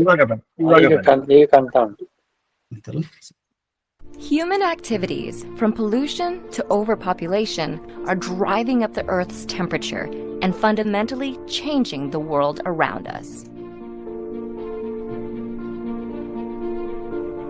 The main cause is a phenomenon known as the greenhouse effect. Gases in the atmosphere, such as water vapor, carbon dioxide, methane, nitrous oxide, and chlorofluorocarbons, let the sun's light in, but keep some of the heat from escaping, like the glass walls of a greenhouse. The more greenhouse gases in the atmosphere, the more heat gets trapped, strengthening the greenhouse effect and increasing the Earth's temperature. Human activities, like the burning of fossil fuels, have increased the amount of CO2 in the atmosphere by more than a third since the Industrial Revolution. The rapid increase in greenhouse gases in the atmosphere has warmed the planet at an alarming rate. While Earth's climate has fluctuated in the past, atmospheric carbon dioxide hasn't reached today's levels in hundreds of thousands of years. Climate change has consequences for our oceans, our weather, our food sources, and our health. Ice sheets, such as Greenland and Antarctica, are melting. The extra water that was once held in glaciers causes sea levels to rise and spills out of the oceans, flooding coastal regions. Warmer temperatures also make weather more extreme. This means not only more intense major storms, floods, and heavy snowfall, but also longer and more frequent droughts. These changes in weather pose challenges. Growing crops becomes more difficult. The areas where plants and animals can live shift, and water supplies are diminished. In addition to creating new agricultural challenges, climate change can directly affect people's physical health. In urban areas, the warmer atmosphere creates an environment that traps and increases the amount of smog. This is because smog contains ozone particles, which increase rapidly at higher temperatures. Exposure to higher levels of smog can cause health problems such as asthma, heart disease, and lung cancer. While the rapid rate of climate change is caused by humans, humans are also the ones who can combat it. If we work to replace fossil fuels with renewable energy sources like solar and wind, which don't produce greenhouse gas emissions, we might still be able to prevent some of the worst effects of climate change.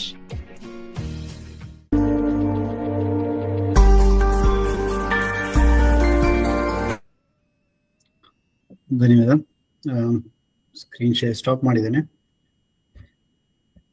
ಈ ವಿಡಿಯೋನ ನೀವು ನೋಡ್ಕೊಂಡು ಬಂದ್ರಿ. ಸುಮಾರು ವಿಷಯಗಳಿತ್ತು ಇದರಲ್ಲಿ. ಈ ಒಂದು ವಿಷಯ ಅದರಲ್ಲಿ ಈ ಭೂಮಿಯ ಸುತ್ತಲಿರುವ ಗ್ರೀನ್ ಹೌಸ್ ಗ್ಯಾಸಸ್ ಅಂತ ಹೇಳಿದ್ರೆ ಇವುಗಳಲ್ಲಿ ಮುಖ್ಯವಾಗಿ ಕಾರ್ಬನ್ ಡೈಆಕ್ಸೈಡ್, ಮೀಥೇನು ಮತ್ತೆ ನೈಟ್ರಸ್ ಆಕ್ಸೈಡ್ ಇರ್ತವೆ. ಈ ಅನಿಲಗಳು ಸೂರ್ಯನಿಂದ ಬರುವ ಶಾಖವನ್ನ ಹೀರಿಕೊಂಡು ಭೂಮಿಯನ್ನ ಬೆಚ್ಚಗಿಡ್ಲಿಕ್ಕೆ ಮಾಡಿದಂತ ಈ ಓಝೋನ್ ಲೇಯರ್. ನೀವು ಓಝೋನ್ ಲೇಯರ್ ನಿಮ್ಮ ಶಾಲೆಗಳಿಗೆ ಕಲ್ತಿರ್ಬೋದು. ಆ ಓಝೋನ್ ಲೇಯರ್ ಯಾಕೆ ಆಗಿದೆ ಅಂತ ಹೇಳಿದ್ರೆ ಭೂಮಿಯನ್ನ ಬೆಚ್ಚಗಿಡ್ಲಿಕ್ಕೆ. 1000 ವರ್ಷ 2000 ವರ್ಷದ ಏನಾಗ್ತಿತ್ತು, ಎಲ್ಲ ಈ ಜಗತ್ತಿನಾದ್ಯಂತ ನಮ್ಮ ಟೆಂಪರೇಚರ್ಗಳು ಮೈನಸ್ ಅಲ್ಲಿ ಮತ್ತೆ ಝೀರೋ ಆಸ್ಪಾಸಲ್ಲಿ ಇರ್ತಿದ್ವು. ಆದ್ರೆ ಈ ಓಝೋನ್ ಲೇಯರ್ ಇಂದಾಗಿ ನಮಗೆ ಈ ಕಾರ್ಬನ್ ಡೈಆಕ್ಸೈಡ್, ಮೀಥೇನ್ ಮತ್ತೆ ನೈಟ್ರಸ್ ಆಕ್ಸೈಡ್ ಇಂದ ಭೂಮಿಯನ್ನ ಬೆಚ್ಚಗಿಡುವ ಕೆಲಸ ಮಾಡ್ತಿತ್ತು. ಆದ್ರೆ ಈಗೇನಾಗಿದೆ, ಈ ನಮ್ಮ ಹ್ಯೂಮನ್ ಆಕ್ಟಿವಿಟೀಸ್, ಮಾನವರ ಚಟುವಟಿಕೆಗಳಿಂದ, ಇಂಡಸ್ಟ್ರಿಯಲ್ ರೆವಲ್ಯೂಷನ್ ಆಗಿರ್ಬೋದು, ಡಿಜಿಟಲ್ ರೆವಲ್ಯೂಷನ್ ಆಗಿರ್ಬೋದು, ಈ ಅನಿಲಗಳ ಪ್ರಮಾಣ ಏನಿದೆ ಹೆಚ್ಚಾಗಿ ಭೂಮಿ ಮಿತಿಗಿಂತ ಜಾಸ್ತಿ ಬಿಸಿ ಆಗ್ತಾ ಇದೆ. ಅದೇ ಈಗ ನಮ್ಗೆ ಈ 25 ವರ್ಷದಲ್ಲಿ ನೋಡಿರುವಂತ ಒಂದು ಚೇಂಜ್. ನಾವು ಹೀಗೆ ನಮ್ಮ ಇಂಡಸ್ಟ್ರಿಯಲ್ ರೆವಲ್ಯೂಷನ್ ಕಂಟಿನ್ಯೂ ಆಗಿ ಹೀಗೆ ನಮ್ಮ ಡಿಜಿಟಲ್ ರೆವಲ್ಯೂಷನ್ ಆಗ್ತಾ ಹೋದ್ರೆ ಇನ್ನು 15 ವರ್ಷ 20 ವರ್ಷದಲ್ಲಿ ಇನ್ನೊಂದು 5 ಡಿಗ್ರಿ ಹೋಗ್ತದೆ, ಇನ್ನು 30-40 ವರ್ಷದಲ್ಲಿ ಇನ್ನೊಂದು 5 ಡಿಗ್ರಿ ಹೋಗ್ತದೆ, ಹೋಗ್ತಾ ಹೋಗ್ತಾ 50-60 ಡಿಗ್ರಿ ಆಗ್ತಾ ಹೋಗ್ತದೆ. ಇದಕ್ಕೆ ಒಂದು ಸ್ಟಾಪ್ ಇಲ್ಲ. ನಮ್ಮ ಉಷ್ಣಾಂಶ ಎಷ್ಟು ಏರ್ತಿದೆ ಅಂತ ಹೇಳಿದ್ರೆ, ಮೊನ್ನೆ ನಾವು ನಮ್ಮ ಯುವ ಕರಾಳದಿಂದ ನಾವು ಒಂದು ಹಿಮಾಲಯ ಪರ್ವತಕ್ಕೆ ಚಾರಣಕ್ಕೆ ಹೋಗಿದ್ವಿ. ನಾವು ಇದನ್ನ ಬುಕ್ ಮಾಡಿದ್ದು ಪೀಕ್ ವಿಂಟರ್ ಸೀಸನ್ ಅಲ್ಲಿ, ಯಾಕಂದ್ರೆ ನಮಗೆ ಸ್ನೋ ಟ್ರೆಕ್ ಮಾಡ್ಬೇಕು ಅಂತ ಭಾರಿ ಆಸೆ ಇತ್ತು. ಫೆಬ್ರವರಿ ಫಸ್ಟ್ ವೀಕಿಗೆ ಹೋಗಿದ್ದೆವು. ಚಾರಣ ಶುರುವಿಂದಲೇ ನಮಗೆ ಸ್ನೋ ಸಿಗೋ ಒಂದು ಎಕ್ಸ್ಪೆಕ್ಟೇಷನ್ ಇತ್ತು. ಅದರಲ್ಲಿ ಹೋಗುವಾಗ ಅದು ಪೂರ್ತಿ ಚಾರಣ 22 ಕಿಲೋಮೀಟರ್ದು, 4-5 ದಿವಸದ ಚಾರಣ ಟ್ರೆಕ್. ಮೊದಲ 2 ದಿವಸ 3 ದಿವಸವರೆಗೂ ನಮಗೆ ಸ್ನೋ ಕಾಣ್ಲಿಕ್ಕೂ ಸಿಗ್ಲಿಲ್ಲ. ನಾವಲ್ಲಿ ಗೈಡ್ ಒಟ್ಟಿಗೆ ಮಾತಾಡ್ತಾ ಇದ್ವಿ, ಯಾಕೆ ನಮಗೆ ಸ್ನೋ ಇಷ್ಟು ಸಿಗ್ತಾ ಇಲ್ಲ, ನಾವು ಬಂದಿರೋದು ಈ ವಿಂಟರ್ ಸೀಸನ್ ಅಲ್ಲಿ ಅಥವಾ ಪೀಕ್ ಸ್ನೋ ಸೀಸನ್ ಅಲ್ಲಿ ಅಲ್ವಾ ಅಂತ ಹೇಳಿ. ಅವರ ಮಾತುಗಳು ಕೇಳಿ ನಂಗೆ ನಿಜವಾಗ್ಲೂ ಭಾರಿ ಬೇಸರ ಆಯ್ತು. ಉತ್ತರಾಖಂಡಿನ ಹಿಮಾಲಯ ಪರ್ವತಗಳು ಪೂರ್ತಿ ಈ 11 ತಿಂಗಳ ಕಾಲ ಮಂಜಿನ ಮುಸುಕಲ್ಲಿ ಇರ್ತದೆ, ಅಂದ್ರೆ ಕಂಪ್ಲೀಟ್ಲಿ ಸ್ನೋ ಕವರ್ಡ್. ಎಲ್ಲ ಪ್ರತಿಯೊಂದು ಹಿಮಾಲಯ ಪರ್ವತ ನಿಮ್ಮ ಉತ್ತರಾಖಂಡಲ್ಲಿ ಇರುವುದು 11 ತಿಂಗಳ ಕಾಲ ಈ ಸ್ನೋ ಹೊದಿಕೆಯಲ್ಲೇ ಮುಚ್ಚಿರ್ತದೆ. ಆದ್ರೆ ಈ ವರ್ಷ ಫೆಬ್ರವರಿಗೆ 3/4 ವಾಸಿ ಹಿಮಾಲಯ ಪರ್ವತಗಳು ಆಲ್ರೆಡಿ ಡ್ರೈ ಆಗಿ ಹೋಗಿದೆ. ನಿಮ್ಗೆ ಅಲ್ಲಿ ಬಿಳಿ ಇದು ಮೌಂಟೇನ್ಗಳ ಬದಲಿಗೆ ನಿಮ್ಗೆ ಬ್ರೌನ್ ಅಂದ್ರೆ ನಿಮ್ಮ ಮಣ್ಣಿನ ಗುಡ್ಡೆಗಳು ಕಾಣ್ತಾ ಉಂಟು. ಆ ಪರಿಸ್ಥಿತಿಯಲ್ಲಿ ಈಗ ನಮ್ಮ ಹಿಮಾಲಯ ಪರ್ವತಗಳಿಗೂ ಕೂಡ ಇಂಪ್ಯಾಕ್ಟ್ ಆಗಿದೆ. ಈ ವರ್ಷ ಜನವರಿ 23ಕ್ಕೆ ಮೊದಲನೇ ಸ್ನೋ ಆದ್ದು. ಪ್ರತಿ ವರ್ಷ ನವೆಂಬರ್ ಆಗುವಾಗ ಸ್ನೋ ಆಗ್ತದೆ. ಈ ವರ್ಷ ಜನವರಿ 23ಕ್ಕೆ ಸ್ನೋ ಆಯ್ತು. ಜನವರಿ 27ಕ್ಕೆ ಸ್ನೋ ನಿಂತು ಹೋಯ್ತು. 4 ದಿನಕ್ಕೆ ಆ ಒಂದು ರೀಜನ್ ಅಲ್ಲಿ ಸ್ನೋ ಆದ್ದು, ಉತ್ತರಾಖಂಡಿನ ಜೋಶಿಮಠ್ ಭಾಗದಲ್ಲಿ. ಇದು ಕೇಳಿ ಭಾರಿ ಆಶ್ಚರ್ಯ ಆಯ್ತು ನಮ್ಗೆ. ಇದೆಲ್ಲ ಈ ಗ್ಲೋಬಲ್ ವಾರ್ಮಿಂಗಿನ ಇಂಪ್ಯಾಕ್ಟ್. ನಿಮ್ಮ ಮಂಜು ಕರಗಿ ನದಿಗಳ ಮೂಲಕ ಹೋಗಿ ಸಮುದ್ರಕ್ಕೆ ಸೇರಿ ಸಮುದ್ರದ ಒಂದು ಲಿಮಿಟ್ ಕೂಡ ಇರ್ತಾ ಉಂಟು. ಇನ್ನು ನೋಡ್ತಾ ನೋಡ್ತಾ ನನ್ನ ಪ್ರಕಾರ ಸಮುದ್ರ ಆಸ್ಪಾಸ್ ಇರೋ ಎಲ್ಲ ಸಿಟಿಗಳು ಕೂಡ ಮುಳುಗಿದ್ರೆ ಏನು ಆಶ್ಚರ್ಯ ಅಲ್ಲ. ಇನ್ನು ನಾವು ಸಾಮಾನ್ಯ ಜನರಾಗಿ ಈ ಕಾರ್ಬನ್ ಹೊರಸೂಸುವಿಕೆ ಪ್ರಮುಖ ಕಾರಣಗಳು ನಮ್ಮಿಂದ ಆಗುವಂಥದ್ದು, ಈ ಫ್ಯಾಕ್ಟ್ರಿಗಳಿಂದ ಆಗುದು ಅಥವಾ ಬೇರೆ ಸುಮಾರು ರೀತಿಗಳಿರ್ಬೋದು. ಆದ್ರೆ ನಮ್ಮಿಂದ ಪರ್ಸನಲ್ ಆಗಿ ನಮ್ಮ ಲೆವೆಲ್ ಆಗುವಂಥದ್ದು ಕಾರಣಗಳೇನು? ಮೊದಲಿಗೆ ಖಾಸಗಿ ವಾಹನಗಳು ಅತಿಯಾಗಿ ಬಳಕೆ ಮಾಡ್ತಾ ಇರೋದು. ನೋಡಿ, ಒಂದು 20-25-30 ವರ್ಷ ಹಿಂದೆ ಹೋದ್ರೆ ಟ್ರಾನ್ಸ್ಪೋರ್ಟೇಷನ್ ಎಲ್ಲರ ಹತ್ರ ಕಾರ್ ಇರಲಿಲ್ಲ. ಈಗ ಊರಿಂದ ಬೆಂಗಳೂರಿಗೆ ಬರ್ಲಿಕ್ಕೆ ಅಥವಾ ಯಾವುದೇ ಊರಿಗೆ ಹೋಗ್ಲಿಕ್ಕೂ ಈಗಿರುವಷ್ಟು ವ್ಯವಸ್ಥೆ ಆಗಿರ್ಲಿಲ್ಲ ಅಲ್ವಾ? ಈಗ ಪ್ರತಿಯೊಬ್ರು ನನ್ನ ಉದಾಹರಣೆ ತಗೊಳ್ತೇನೆ. ನಾನು ಶಾಲಾ ಕಾಲೇಜುಗಳಲ್ಲಿ ಇರುವಾಗ ವರ್ಷಕ್ಕೆ 2 ಸಲ ಊರಿಗೆ ಬರ್ತದೆ, ಕಾಸರಗೋಡಿಗೆ, ಹುಬ್ಬಳ್ಳಿಯಿಂದ. ನಮ್ಮ ಅಕ್ಟೋಬರ್ ನಮ್ಮ ನವರಾತ್ರಿ ಟೈಮಿಗೆ ಮತ್ತೆ ನಮ್ಮ ಬೇಸಿಗೆ ರಜೆಗಳಿಗೆ.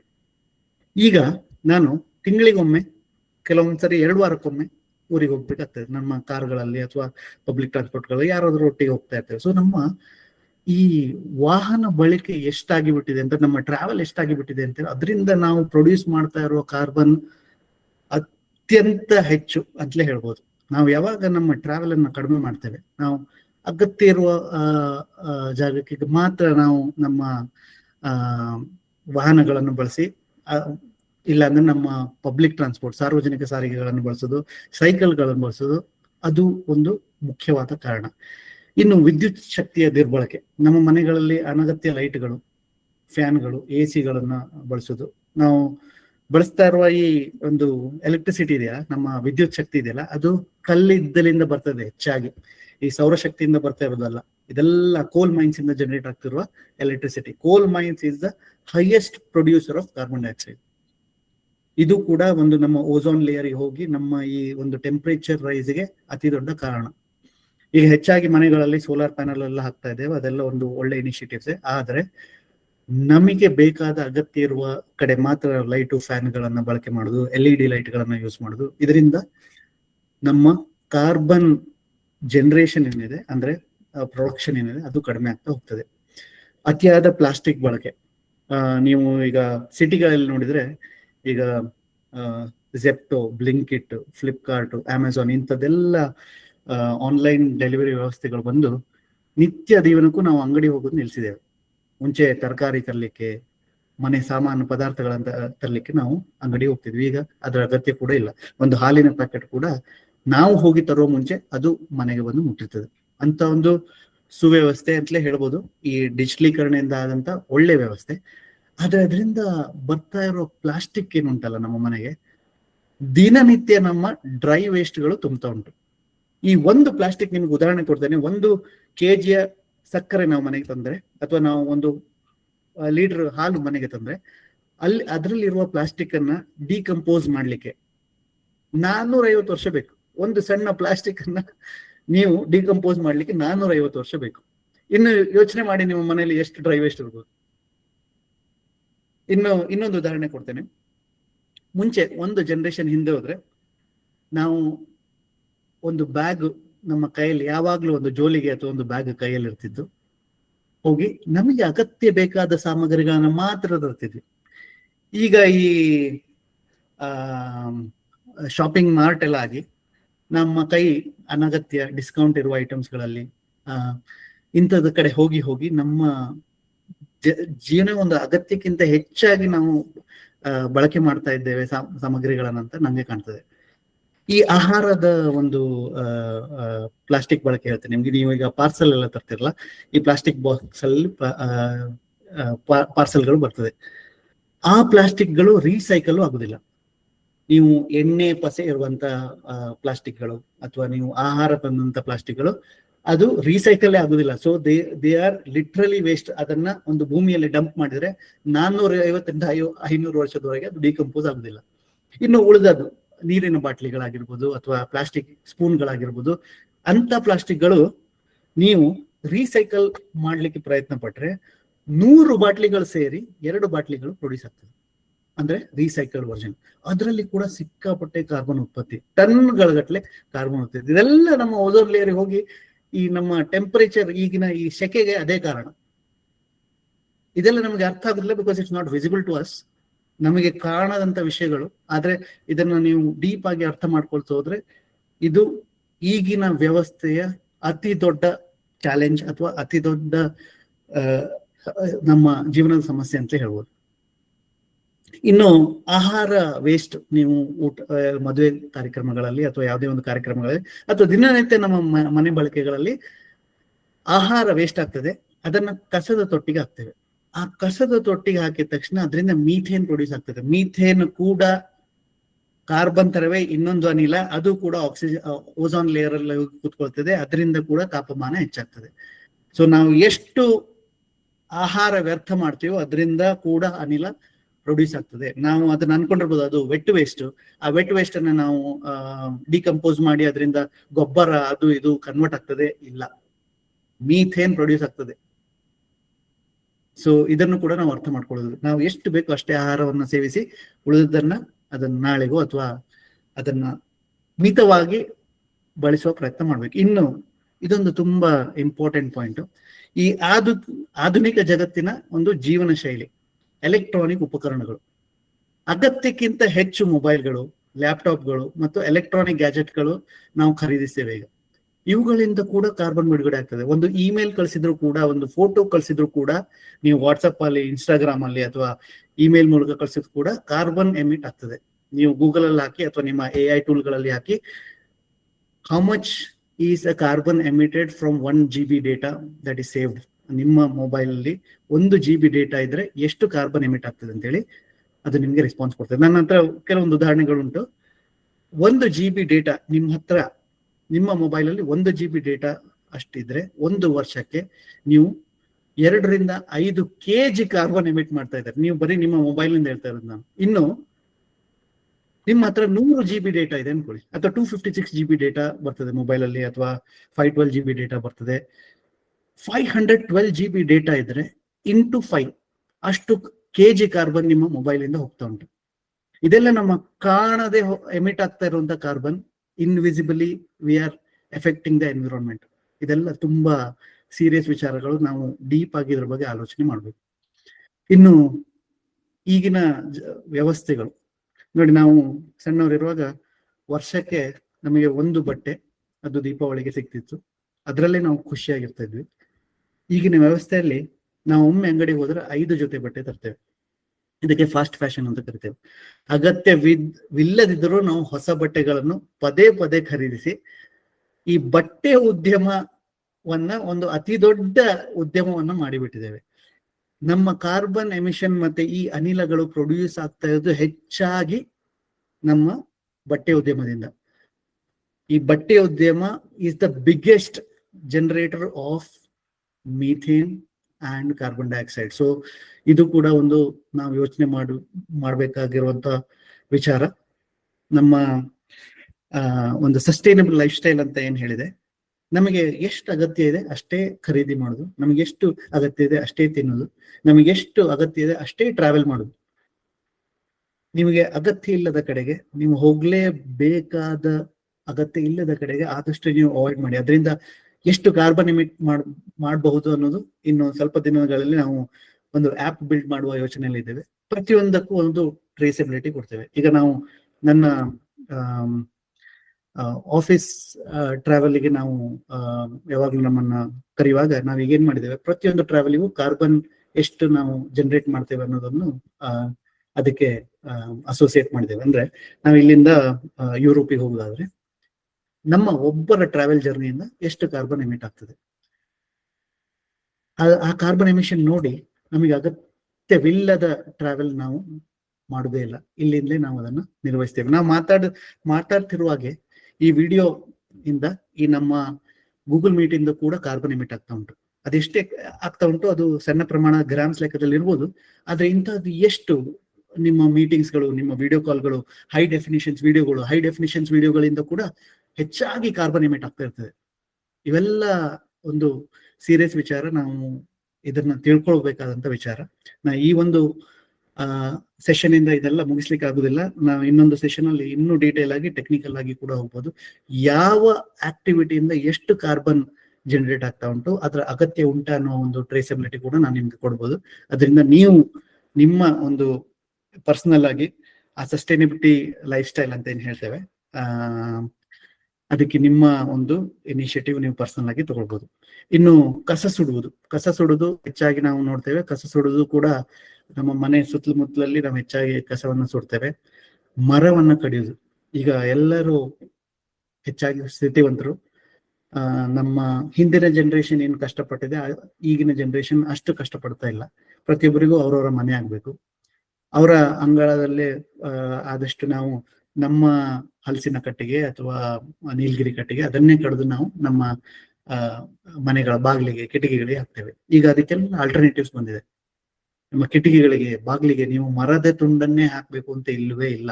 ಅದಕ್ಕಿಂತ ಗಟ್ಟಿಯಾಗಿರುವುದು, ಅದಕ್ಕಿಂತ ಹೆಚ್ಚು ಲೈಫ್ ಕೊಡುವಂತ ಮಟೀರಿಯಲ್ಸ್ಗಳು ಈಗ ನಮಗೆ ಅವೈಲಬಲ್ ಇದ್ದಾವೆ. ಅಂತ ಒಂದು ವ್ಯವಸ್ಥೆಗೆ ನಾವು ಯೋಚನೆ ಮಾಡಬೇಕು. ಮರವೇ ಆಗ್ಬೇಕು, ಅದು ಇದೇ ಮರ ಆಗ್ಬೇಕು. ಆ ಮರ ನಾವು ಒಬ್ರು ಕಡಿಯೋದ್ರಿಂದ ನಮಗೆ ಎಷ್ಟು ಅಲ್ಲಿ ಗ್ರೀನ್ ಹೌಸ್ ಗ್ಯಾಸ್ ಪ್ರೊಡ್ಯೂಸ್ ಆಗ್ತಾ ಇದೆ ಅನ್ನೋ ನಮ್ಮ ಅಲ್ಲಿವರೆಗೆ ನಮ್ಮ ವಿಷನ್ ಇಲ್ಲ. ಅದರಿಂದಾಗಿ ನಮ್ಮ ಎನ್ವಿರಾನ್ಮೆಂಟಲ್ ಆಸ್ಪೆಕ್ಟ್ಸ್ಗೆ ನಾವು ಹೆಚ್ಚಾಗಿ ನಮ್ಮ ತಲೆಯನ್ನು ಹಾಕದೆ ನಮಗೇನು ಬೇಕು ಅಷ್ಟು, ನಾವಿರುವಷ್ಟು ದಿನ ನಮಗೇನು ಬೇಕು ಅನ್ನುವ ವ್ಯವಸ್ಥೆಯಲ್ಲಿ ನಾವು ಮುಂದೋಗ್ತಾ ಇದ್ದೇವೆ. ಅದರಿಂದ ಹೊರಗೆ ಬಂದು ನಾವು ಆದಷ್ಟು ನಮ್ಮ ಮುಂದಿನ ಪೀಳಿಗೆಗೆ ನಮ್ಮಿಂದ ಏನ್ ಸಹಾಯ ಆಗ್ತದೆ ಅನ್ನೋದು ನಾವು ನೋಡ್ಲೇಬೇಕು. ಇನ್ನು ನೆಟ್ ಝೀರೋ ಕಾರ್ಬನ್ ಎಮಿಷನ್, ನೀವು ಎಷ್ಟು ಜನ ಕೇಳಿದ್ರೆ ಗೊತ್ತಿಲ್ಲ. ಇದು ವಿಶ್ವಾದ್ಯಂತ ಇವತ್ತು ಕೇಳಿ ಬರ್ತಾ ಇರುವಂತ ಮಾತು. ಈ ನೆಟ್ ಝೀರೋ ಕಾರ್ಬನ್ ಅಂತ ಹೇಳಿದ್ರೆ ಕಾರ್ಬನ್ ಹೊರಸೂಸುವಿಕೆ ಸಂಪೂರ್ಣವಾಗಿ ನಿಲ್ಲಿಸ್ಲಿಕ್ಕಂತೂ ಯಾರಿಂದೂ ಸಾಧ್ಯ ಇಲ್ಲ. ಯಾಕಂದ್ರೆ ನಮ್ಮ ಫ್ಯಾಕ್ಟರಿಗಳು ರನ್ ಆಗ್ಲೇಬೇಕು, ವೆಹಿಕಲ್ಸ್ ಹೋಗ್ಲೇಬೇಕು. ಪ್ರತಿಯೊಂದು ನಮ್ಮ ವೆಹಿಕಲ್ಸ್ ಸೋಲಾರ್ ಅಂದ್ರೆ ಎಲೆಕ್ಟ್ರಿಕ್ ಆಗ್ಲಿಕ್ಕೆ ಚಾನ್ಸ್ ಇಲ್ಲ. ಸೊ ಕಾರ್ಬನ್ ಪ್ರೊಡಕ್ಷನ್ ಆಗೇ ಆಗ್ತದೆ. ಆದ್ರೆ ಅದರ ಬದಲಾಗಿ ನಾವು ಎಷ್ಟು ಕಾರ್ಬನ್ ಹೊರಸೂಸುತ್ತೇವೋ ಅದರಷ್ಟೇ ಪ್ರಕೃತಿಗೆ ಮೂಲಕ ಮರಳಿ ಹಿಂತಿರುಗಿಸುವಂತ ವ್ಯವಸ್ಥೆಗೆ ನಾವು ನೆಟ್ ಝೀರೋ ಕಾರ್ಬನ್ ಅಂತ ಹೇಳ್ತೇವೆ. ಈಗ ಒಂದು ಕಾರ್ಖಾನೆಯಲ್ಲಿ ನಾವು 10,000 kg ಒಂದು ದಿನಕ್ಕೆ ಕಾರ್ಬನ್ ಎಮಿಟ್ ಮಾಡ್ತಾ ಇದ್ದೇವೆ ಅನ್ಕೊಳ್ಳಿ. ಅದೇ ಸಮಯದಲ್ಲಿ ನಮ್ಮ ಹತ್ರ ಒಂದು 50 ಎಕರೆ ಜಾಗ ಉಂಟು, ಅದರಲ್ಲಿ ನಾವು ನಮ್ಮ ಬೆಳೆಗಳನ್ನು ಬೆಳೀತಾ ಇದ್ದೇವೆ. ಅಲ್ಲಿ ನೀವು ನೆಗೆಟಿವ್ ಕಾರ್ಬನ್ ಆಗ್ತಾ ಉಂಟು, ಅದಕ್ಕೆ ಕಾರ್ಬನ್ ಕ್ರೆಡಿಟ್ಸ್ ಅಂತ ಹೇಳ್ತೇವೆ. ಆ ಕಾರ್ಬನ್ ಕ್ರೆಡಿಟ್ಸ್ ಈಗ ಶೇರ್ ಮೂಲಕವೂ ನಾವು ಸೇಲ್ ಮಾಡ್ಬೋದು. ಯಾರು ಈಗ ನಮ್ಮ ಕೃಷಿಕರು ಈ ಕಾಲಲ್ಲಿ ಇರ್ಬೋದು ಹೆಚ್ಚಾಗಿ, ಅವರೆಲ್ಲ ನೆಗೆಟಿವ್ ಕಾರ್ಬನ್ ಅಂದ್ರೆ ನೀವು ಮಾಡ್ತಾ ಇರೋ ಕೆಲಸದಲ್ಲಿ ಕಾರ್ಬನ್ ಎಮಿಷನ್ಸ್ ಇಲ್ಲ, ಹೊರತಾಗಿ ನಿಮ್ಮಿಂದ ನೆಗೆಟಿವ್ ಕಾರ್ಬನ್ ಕ್ರೆಡಿಟ್ಸ್ ಬರ್ತಾ ಉಂಟು. ಆ ಕಾರ್ಬನ್ ಕ್ರೆಡಿಟ್ಸ್ ಮತ್ತೆ ಈ ಕಾರ್ಖಾನೆಯಲ್ಲಿ ಆಗ್ತಾ ಇರೋ ಕಾರ್ಬನ್ ಕ್ರೆಡಿಟ್ಸ್ ಎಕ್ಸ್ಚೇಂಜ್ ಆಗ್ಬೋದು. ಅದರಿಂದ ನೆಟ್ ಝೀರೋ. ಇಲ್ಲಿ ಪ್ರೊಡ್ಯೂಸ್ ಆದಂತಹ 10,000 kg ಕಾರ್ಬನ್ ಇಲ್ಲಿ ನಿಮ್ಮ ಕೃಷಿಯಿಂದ ಸೇವ್ ಆದಂತ -10 kg 10,000 kg ಕಾರ್ಬನ್ ನ್ಯೂಟ್ರಲೈಸ್ ಆಗಿ ನೆಟ್ ಝೀರೋ, ಅದೇ ನೆಟ್ ಝೀರೋ ಕಾರ್ಬನ್ ಎಮಿಷನ್ ಅಂತ ಕರೆಯೋದು. ಇದು ವಾತಾವರಣವನ್ನ ಸಮತೋಲನ ಮಾಡುವಲ್ಲಿ ಹೆಚ್ಚಾಗಿ ಕೆಲಸ ಮಾಡ್ತದೆ. ಭಾರತ ಕೂಡ ನಮ್ಮ ಸನ್ಮಾನ್ಯ ಪ್ರಧಾನಮಂತ್ರಿ ಶ್ರೀ ಮೋದಿಜಿಯವರು ಕೂಡ 2070 ಭಾರತ ನೆಟ್ ಝೀರೋ ಆಗ್ಬೇಕು ಅಂತ ಹೇಳಿ ಒಂದು ಗುರಿ ನೆಟ್ಟಿದ್ದಾರೆ. ಇದೆಲ್ಲ ಪ್ರತಿಯೊಂದು ದೇಶ ಒಂದು ಪ್ಯಾರಿಸ್ ಅಗ್ರಿಮೆಂಟ್ ಅಂತ ಇತ್ತು ಕೆಲವು ವರ್ಷಗಳ ಹಿಂದೆ, ಪ್ರತಿಯೊಂದು ದೇಶ ಸೈನ್ ಮಾಡಿ ಒಂದು ಅಗ್ರಿಮೆಂಟ್ ಗೆ ಬಂದಿದೆ. ಪ್ರತಿಯೊಂದು ದೇಶವು ಅವರವರ ನೆಟ್ ಝೀರೋ ಕಾರ್ಬನ್ ಅಂದ್ರೆ ಕಾರ್ಬನ್ ಎಮಿಷನ್ ನ್ಯೂಟ್ರಲ್ ಮಾಡ್ಲಿಕ್ಕೆ ಸೀರಿಯಸ್ ಆಗಿ ಆಲೋಚನೆ ಮಾಡ್ತಾ ಇದ್ದಾರೆ. ಇದು ಯಾವುದೇ ಒಂದು ದೇಶ ಆಗ್ಲಿ ಅಥವಾ ಸರ್ಕಾರ ಆಗ್ಲಿ ಅಥವಾ ಯಾವುದೇ ಒಂದು ಕಂಪನಿ ಇಂಡಸ್ಟ್ರಿ ಆಗ್ಲಿ ಮಾಡ್ತಾ ಇರೋಂಥ ಇನಿಷಿಯೇಟಿವ್ ಅಲ್ಲ, ಇದು ಪ್ರತಿ ಇಂಡಿವಿಜುವಲ್ ಜವಾಬ್ದಾರಿ. ಯಾಕಂದ್ರೆ ಇದನ್ನು ನಾವು ಹಾಗೆ ಬಿಟ್ರೆ ಇದು ನೋಡ್ತಾ ನೋಡ್ತಾ ಎಲ್ಲಿಗೆ ಹೋಗಿ ಮುಟ್ತದೆ, ನಮ್ಮ ಮುಂದಿನ ಪೀಳಿಗೆಗೆ ನೀರು ಮತ್ತೆ ಗಾಳಿ ಇಲ್ಲದ ಒಂದು ವ್ಯವಸ್ಥೆಗೆ ಆ ಪರಿಸ್ಥಿತಿ ಆಗುವ ಮುಂಚೆ ನಾವು ಎಚ್ಚೆತ್ಕೊಂಡು ನಮ್ಮಿಂದ ಏನಾಗ್ತದೆ ಅದನ್ನು ಮಾಡಲೇಬೇಕು. ಇನ್ನು ಈ ಸುಸ್ಥಿರ ಜೀವನ ಅಂದ್ರೆ ಸಸ್ಟೈನಬಲ್ ಲೈಫ್ ಸ್ಟೈಲ್ ಅಂತ ಏನ್ ಹೇಳಿದೆ, ಇದು ಸಮಸ್ಯೆ ದೊಡ್ಡದಿದ್ರು ಪರಿಹಾರ ಸಿಕ್ಕಾಪಟ್ಟೆ ಸರಳ. ನಾವು ಯಾವ ರೀತಿ ನಮ್ಮ ಜೀವನ ಶೈಲಿಯನ್ನ ರೂಪಿಸ್ಕೊಳ್ತಾರೆ ಆ ಪ್ರಕಾರವಾಗಿ ಇದು ಡಿಫೈನ್ ಆಗ್ತಾ ಹೋಗ್ತದೆ. 7 ಸರಳ ಹೆಜ್ಜೆಗಳು ನಾನು ಆಗ ಹೇಳಿದಾಗೆ. ಒಂದು, ನೀವು ನಿಮ್ಮ ಟ್ರಾವೆಲ್ ಕಡಿಮೆ ಮಾಡೋದು, ಆದಷ್ಟು ನೀವು ಪಬ್ಲಿಕ್ ಟ್ರಾನ್ಸ್ಪೋರ್ಟ್ ಸಾರ್ವಜನಿಕ ಸಾರಿಗೆಯಲ್ಲಿ ಹೋಗುದು, ಖಾಸಗಿ ವಾಹನವನ್ನ ಆದಷ್ಟು ಅವಾಯ್ಡ್ ಮಾಡಿ. ಇನ್ನು ವಿದ್ಯುತ್ ಶಕ್ತಿ ಬಳಕೆ ಅಂದ್ರೆ ಅನಗತ್ಯವಾಗಿ ನೀವು ಟಿವಿ, ಮೊಬೈಲ್, ಲ್ಯಾಪ್ಟಾಪ್ ಅದೆಲ್ಲ ಹಾಕಿಡೋದು. ಕೆಲವೊಬ್ರು ಗೀಸರೇ ಆಫ್ ಮಾಡೋದಿಲ್ಲ, ಕೆಲವೊಬ್ರು ಟಿವಿ ರಾತ್ರಿ ಆಫೇ ಮಾಡೋದಿಲ್ಲ. ಇಂಥದ್ದೆಲ್ಲ ನೀವು ಚೇಂಜ್ ಮಾಡ್ಕೊಳ್ಳೋದು, ಅದು 2ನೇದು. ಇನ್ನು ಅತಿಯಾಗಿ ಪ್ಲಾಸ್ಟಿಕ್ ಬಳಕೆ. 4ನೇದು ನಮ್ಮ ಆಹಾರ ವ್ಯರ್ಥ ಮಾಡೋದು. 4ನೇದು ನಮ್ಮ ಡಿಜಿಟಲ್ ಉಪಕರಣಗಳನ್ನ ಬಳಕೆಯನ್ನ ಕಡಿಮೆ ಮಾಡೋದು. 6ನೇದು ಫಾಸ್ಟ್ ಫ್ಯಾಷನ್, ನಾವು ಬಟ್ಟೆಗಳು ಎಷ್ಟಾಗ್ತದೆ ಅಷ್ಟು ನಾವು ಖರೀದಿ ಮಾಡೋದನ್ನು ಕಡಿಮೆ ಮಾಡೋದು. ಇನ್ನು 7ನೇದು ನಮ್ಮ ಟ್ರೀಸ್, ನಮ್ಮ ಮರಗಳನ್ನು ಕಡಿಯೋದು. ಇದೆಲ್ಲ ಒಂದು 7 ಸರಳ ಹೆಜ್ಜೆಗಳನ್ನ ನಮ್ಮ ದಿನನಿತ್ಯ ಜೀವನದಲ್ಲಿ ನಾವು ಅಳವಡಿಸ್ಕೊಂಡ್ರೆ ಈ ಒಂದು ಸುಸ್ಥಿರ ಜೀವನ ಶೈಲಿಗೆ ನಾವು ಕಾಲಿಡ್ಬೋದು. ನಮ್ಮ ಈ ಭೂಮಿ ಏನಿದೆ ನಮ್ಮ ಮನೆ ಇದ್ದಾಗೆ.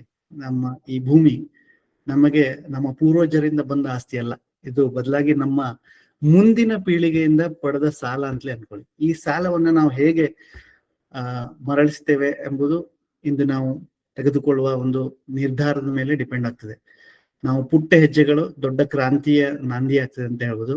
ವಾರದಲ್ಲಿ 1 ದಿನ ನಾನು ವಾಹನ ಬಿಟ್ಟು ನಡ್ಕೊಂಡು ಹೋಗ್ತೇನೆ, ಅಥವಾ ಸೈಕಲ್ ಹೋಗ್ತೇನೆ, ಅಥವಾ ಪಬ್ಲಿಕ್ ಟ್ರಾನ್ಸ್ಪೋರ್ಟ್ ಅಥವಾ ಸಾರ್ವಜನಿಕ ಸಾರಿಗೆ ಯೂಸ್ ಮಾಡ್ತೇನೆ.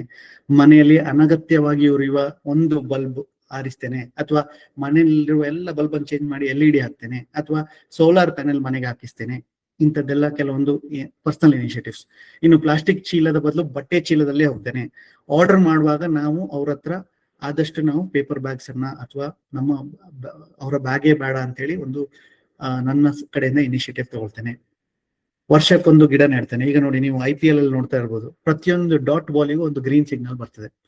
ಆ ಒಂದು ಗ್ರೀನ್ ಸಿಗ್ನಲ್ ಬಂದಾಗ 19 ಗಿಡ ನಮ್ಮ BCCI ಅಂದ್ರೆ ನಮ್ಮ ಕ್ರಿಕೆಟ್ ಕೌನ್ಸಿಲ್ನವರು ನೆಡ್ತಾ ಇದ್ದಾರೆ. ಇದು ಕೂಡ ಆ ಕಾರ್ಬನ್ ಇನಿಷಿಯೇಟಿವ್ಗೆ, ನೆಟ್ ಝೀರೋ ಗೋಲ್ ಕಡೆಗೆ ಹೋಗ್ತಾ ಇದೆ. ಅಷ್ಟು ಸೀರಿಯಸ್ ಆಗಿ ಪ್ರತಿಯೊಂದು ಸಂಘಟನೆಗಳು ಇದನ್ನ ಅಷ್ಟು ಸೀರಿಯಸ್ ಆಗಿ ತಗೊಳ್ಳುವಾಗ ನಾವು ಕೂಡ ಇದರಲ್ಲಿ ತೊಡಗಿಸ್ಕೊಳ್ಳೋದು ತುಂಬಾ ಅಗತ್ಯ. ನೆನ್ಪಿಡಿ, ಪ್ರಕೃತಿಯನ್ನ ರಕ್ಷಿಸಲು ನಾವು ವಿಜ್ಞಾನಿ ಆಗ್ಬೇಕಂತಿಲ್ಲ, ಕೆಲವು ಜವಾಬ್ದಾರಿಯುತ ಮನುಷ್ಯರಾದ್ರೆ ಸಾಕು.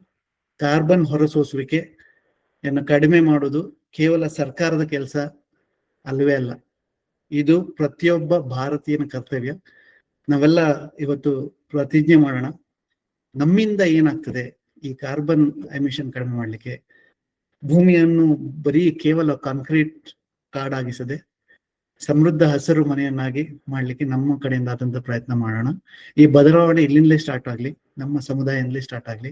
ಆದಷ್ಟು ನಾವು ಕೂಡ ಇದಕ್ಕೆ ಪ್ರಯತ್ನ ಪಡ್ತೇವೆ. ನಮ್ಮ ಚಿಂತನೆ ಕೂಡ ಇದೆ. ಇದರಲ್ಲಿ ನಾವು ಒಂದು ಅಪ್ಲಿಕೇಶನ್ ಡೆವಲಪ್ ಮಾಡಿ ನಾವು ಹೇಗೆ ನಮ್ಮ ಕಾರ್ಬನ್ ಟ್ರೇಸಬಿಲಿಟಿ ತರಬಹುದು, ಪ್ರತಿಯೊಂದು ಸಣ್ಣ ಸಣ್ಣ ಆಚರಣೆಗಳಲ್ಲಿ ಕೂಡ ನಾವು ಕಾರ್ಬನ್ ಅನ್ನು ಹೇಗೆ ಟ್ಯಾಗ್ ಮಾಡಿ ಎಷ್ಟು ಜನರೇಟ್ ಆಗ್ತಿದೆ ನೋಡಿ ಅದನ್ನ ಹೇಗೆ ರೆಡ್ಯೂಸ್ ಮಾಡ್ಬೋದು ಅನ್ನೋ ಒಂದು ಚಿಂತನೆಯಲ್ಲಿ ನಾವಿದ್ದೇವೆ. ಅದು ಕೂಡ ಇನ್ನು ಕೆಲವು ತಿಂಗಳಲ್ಲಿ ನಾವು ಅದನ್ನು ಡೆವಲಪ್ ಮಾಡ್ತೇವೆ. ಅದಾದಾಗ ನಮ್ಗೆ ಇನ್ನೂ ಹೆಚ್ಚು ಟ್ರಾನ್ಸ್ಪರೆನ್ಸಿ ಸಿಗ್ತದೆ, ಎಲ್ಲಿಂದ ಎಷ್ಟು ಕಾರ್ಬನ್ ಎಮಿಟ್ ಆಗ್ತಾ ಉಂಟು ಅಂತೇಳಿ. ಈ ಎರಡು ವಿಷಯಗಳು ನಮ್ಮ ಜೀವನಕ್ಕೆ ಅಗತ್ಯವಾಗಿರುವಂತಹ ವಿಷಯ. ನನಗೆ ಕೊಟ್ಟಿರುವಂತ ಈ 45 ನಿಮಿಷಗಳಲ್ಲಿ ಆದಷ್ಟು ಇದಕ್ಕೆ ವಿಷಯ ಸಂಗ್ರಹಿಸಿ ನಿಮ್ಮ ಮುಂದೆ ಇಟ್ಟಿದ್ದೇನೆ. ಇನ್ನು ಇದರ ಬಗ್ಗೆ ಚರ್ಚೆ ಮಾಡೋದಾಗ್ಲಿ ಅಥವಾ ಒಂದು ಲೆವೆಲ್ ಡೀಪ್ ಹೋಗೋದಾದ್ರೆ ಸದಾ ಸಿದ್ಧ. ಯಾರಿಗಾದ್ರೂ ಪ್ರಶ್ನೆಗಳಿದ್ರೆ ಕೇಳ್ಬೋದು. ಧನ್ಯವಾದ. ನಮಸ್ಕಾರ ವೇಣು, ತುಂಬಾ ಚೆನ್ನಾಗಿ ಮಾತಾಡಿದ್ರಿ. ಅಂದ್ರೆ ಇದು ನಮ್ಮ ಲೈಫಿಗೆ ಅತಿ ಅಗತ್ಯ. ಈಗ ನನ್ನದು ಒಂದು ಸಣ್ಣ ಒಂದು ಕ್ವಶನ್, ಇದು ರಿಲೇಟೆಡ್ ಟು ನೀವು ನೆಟ್ ಝೀರೋ ಅಂತ ಹೇಳಿದ್ರಿ. ನೆಟ್ ಝೀರೋಗೆ ನಾವು ನಮ್ಮ ಸಮಾಜದಿಂದ ಯಾವ ರೀತಿ ಕಾಂಟ್ರಿಬ್ಯೂಷನ್ ಮಾಡುವ ಅಂತ ಹೇಳುವಾಗ ಒಂದು ಆ್ಯಪ್ ಡೆವಲಪ್ ಮಾಡ್ತೇನೆ ಅಂತ ಹೇಳಿದ್ರಿ ನೀವು. ಇವಾಗ ನಮ್ಮ ಕರಾಡ ವಿಶ್ವದಲ್ಲಿ ಡೇಟಾ ಬೇಸು ನಮ್ಮ ಜನಗಳದ್ದು ಉಂಟು. ನಾವು ಊರಿನಲ್ಲಿ ಕೃಷಿ ಮಾಡ್ತಾ ಇದ್ದೇವೆ, ಅದೇ ರೀತಿ ಪೇಟೆಯಲ್ಲಿ ಕಾರು ಅದು ಇದೆಲ್ಲ ಮಾಡಿ ಟ್ರಾವೆಲ್ ಎಲ್ಲ ಮಾಡಿ ಕಾರ್ಬನ್ ಅನ್ನು ತುಂಬಾ ಫುಟ್ ಪ್ರಿಂಟ್ ಇನ್ಕ್ರೀಸ್ ಆಗ್ತಾ ಇದೆ. ಇದನ್ನು ಬ್ಯಾಲೆನ್ಸ್ ಮಾಡಿ ನೋಡುವಾಗ ನೆಟ್ ಝೀರೋದಲ್ಲಿ ನಾವು ಆಲ್ರೆಡಿ ಮುಂದೆ ಇರಬಹುದು.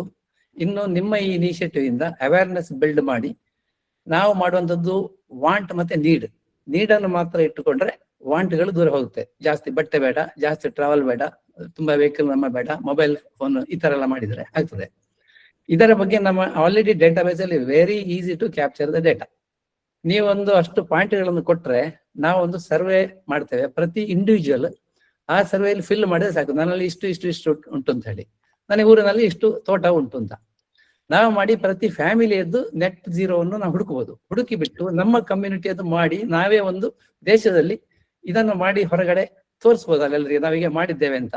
ಇದು ಮಾಡ್ಲಿಕ್ಕೆ ನಮಗೆ ದೊಡ್ಡ ಎಫರ್ಟ್ ಬೇಡ, ಜನಗಳ ಬಂದು ಬರೀ ಡೇಟಾ ಎಂಟ್ರಿ ಮಾಡಿದ್ರೆ ಸಾಕು. ನೀವು ಏನು ಅಂತ ಹೇಳಿದ್ರೆ ನಾವು ಅದನ್ನು ಇಂಪ್ಲಿಮೆಂಟ್ ಮಾಡಿ ಕೊಡ್ತೇವೆ ಕನ್ನಡ ವಿಷಯದಿಂದ. ನೀವು ಕನ್ನಡ ವಿಷಯವೇ ಜೊತೆಯಲ್ಲಿ ಸೇರಿ ಮಾಡೋಣ. ಒಳ್ಳೆ ವಿಚಾರ. ಇದಕ್ಕೆ ಒಂದು ವಿಚಾರ ಅಂತ ಹೇಳಿದ್ರೆ ಇದು ಆಡಿಟಿಂಗ್ ಆಗ್ತದೆ. ಈಗ ನೀವು ನಮ್ಮ ಕೃಷಿಕರಿರ್ಬೋದು, ಇಲ್ಲಿ ಹೆಚ್ಚಾಗಿ ಕಾಲಲ್ಲಿ ಇರುವವರೆಲ್ಲ ಕೃಷಿಕರೇ. ನಮ್ಮಲ್ಲಿ ಒಂದು ಕೆಲವು ಎಕರೆಗಳ ಜಾಗ ಉಂಟು, ಅದರಿಂದ ನಾವು ನೆಗೆಟಿವ್ ಕಾರ್ಬನ್ ಪ್ರೊಡ್ಯೂಸ್ ಮಾಡ್ತಾ ಇದ್ದೇವೆ. ಅದರಿಂದ ಕಾರ್ಬನ್ ಕ್ರೆಡಿಟ್ಸ್, ಒಂದು carbon credit is equal to $4 ಈಗ ಸದ್ಯದ ರೇಟು, ಈ ಚೇಂಜ್ ಆಗಿರ್ಬೋದು. ಅಂದ್ರೆ $400. ಸೊ ಆ ಕಾರ್ಬನ್ ಕ್ರೆಡಿಟ್ ಕನ್ವರ್ಟ್ ಹೇಗೆ ಮಾಡೋದು? ನಾವು ಕೃಷಿ ಮಾಡುವಾಗಲೇ ಅದರಲ್ಲಿ ಏನು ಬದಲಾವಣೆ ಮಾಡ್ಲಿಕ್ಕಿಲ್ಲ. ನಾವು ನಮ್ಮ ಕೃಷಿಯನ್ನ ಕಂಟಿನ್ಯೂ ಮಾಡ್ತಾ ಅದರಲ್ಲಿ ಹೇಗೆ ಕಾರ್ಬನ್ ಕ್ರೆಡಿಟ್ಸ್ ಜನರೇಟ್ ಮಾಡ್ಬೋದು ಅಂತ ಅರ್ಥ ಮಾಡ್ಕೊಂಡು ಅದೊಂದು ಆಡಿಟ್ ಪ್ರೊಸೆಸ್ಗೆ ಹೋಗ್ತದೆ. ಅದಕ್ಕೆ ಎನರ್ಜಿ ಅಡ್ವೈಸರ್ಸ್ ಅಂತ ಬೇಕು, ಎನರ್ಜಿ ಆಡಿಟರ್ಸ್ ಅಂತ ಬರ್ತಾರೆ. ಅವ್ರು ಆಡಿಟ್ ಮಾಡಿ ಅಪ್ರೂವ್ ಮಾಡಿದಾಗ ಅದು ಕಾರ್ಬನ್ ಕ್ರೆಡಿಟ್ ಆಗಿಬಿಡ್ತದೆ. ಅಂದ್ರೆ ಒಂದು ಶೇರ್ ವ್ಯಾಲ್ಯೂ, ಅದು ಒಂದು ಡಿಜಿಟಲ್ ಒಂದು ಕಾರ್ಬನ್ ಕ್ರೆಡಿಟ್ ಕಾರ್ಡ್ ಕೊಡ್ತಾರೆ. ಆ ಕಾರ್ಡನ್ನು ನಾವು ಸೇಲ್ ಮಾಡ್ಬೋದು, ಇಟ್ಕೊಳ್ಬಹುದು, ನಾಳೆ ರೇಟ್ ಜಾಸ್ತಿ ಆದಾಗ ಮಾರ್ಬೋದು, ಅಥವಾ ಅದನ್ನ ಯಾವ್ದಾದ್ರು ಕಾರ್ಖಾನೆ ಒಟ್ಟಿಗೆ ಎಕ್ಸ್ಚೇಂಜ್ ಮಾಡ್ಬೋದು. ನೀವು ಹೇಳಿದ ಒಂದು ಇನಿಷಿಯೇಟಿವ್ ಕೂಡ ಮಾಡ್ಬೋದು. ಸೊ ಈಚೆಯಿಂದ ನಾವು ಎಷ್ಟು ಕಾರ್ಬನ್ ಜನರೇಟ್ ಆಗ್ತಾ ಇದೆ, ಆಚೆ ಕಡೆಯಿಂದ ನೆಗೆಟಿವ್ ಕಾರ್ಬನ್ ಎಷ್ಟು ಬರ್ತಾ ಉಂಟು, ಅದನ್ನು ಆಡಿಟ್ ಮಾಡಿಸಿ ಖಂಡಿತವಾಗ್ಲೂ ಮಾಡ್ಬೋದು. ಇದಕ್ಕೊಂದು ಎನರ್ಜಿ ಆಡಿಟರ್ ಅಗತ್ಯ ಬೀಳ್ತದೆ. ಇದೊಂದು. ಎರಡನೇದಾಗಿ ನಮ್ಮ ಕಮ್ಯುನಿಟಿಯಲ್ಲಿ ಯಾರು ಹೆಚ್ಚು ನೆಟ್ ಝೀರೋ ತರ್ತಾರೋ, ಪಾಸಿಟಿವ್ ಇದೆಯಾ, ಅವರನ್ನ ರೆಕಾಗ್ನೈಸ್ ಮಾಡಿ ಅವರನ್ನು ಸ್ವಲ್ಪ ಅವರ ಕಡೆಯಿಂದ ಒಂದು ಇದು ಮಾಡೋಣ. ಅದು ಯಾವ ರೀತಿ ಅವರು ಮಾಡಿದ್ದಾರೆ ಎಂಬುದರ ಬಗ್ಗೆ ಮಾಹಿತಿ ಹಂಚುವುದು. ಒಂದು ಟಾಪ್ 10 ಜನರನ್ನು ಹುಡುಕೋಣ. ನೀವು ಇದಕ್ಕೆ ಇನಿಷಿಯೇಟಿವ್ ತಗೊಂಡ್ರೆ ನಾವು ನಿಮ್ಮ ಜೊತೆ ಇದ್ದೀವಿ. ಖಂಡಿತ. ವೇಣು ಅವರು, ನಂದು ಮುಖ್ಯವಾಗಿ 2 ಪ್ರಶ್ನೆಗಳಿದೆ. ಪ್ರಶ್ನೆ ಅಂದ್ರೆ ಹೇಗೆ ನಾವು ಮಾಡ್ಬೋದು. ಒಂದು, ಈ ನಮ್ಮ ಈಗಿನ ಜನರೇಷನ್ ನ ಮುಂದಿನ ಅಂದ್ರೆ ಅಬೌವ್ ಬಿಲೋ 30 years ನವರು, ಈ ಬೆಳಿಗ್ಗೆ ನಾನು ಒಂದು ಎಕ್ಸಾಂಪಲ್ ನಾನು ಕೊಡ್ತೇನೆ. ನಾನು ಮೊನ್ನೆ ಒಂದು 12 ಗಂಟೆಗೆ ನನ್ನ ಒಂದು ಎಂಪ್ಲಾಯ್ ಹತ್ರ ಕೇಳಿದೆ, ನಿಂದು ಇನ್ಸ್ಟಾಗ್ರಾಮ್ ಓಪನ್ ಮಾಡು, ಟೈಮ್ ಎಷ್ಟು ಯೂಸ್ ಮಾಡಿದ್ಯಾ ಅಂತ.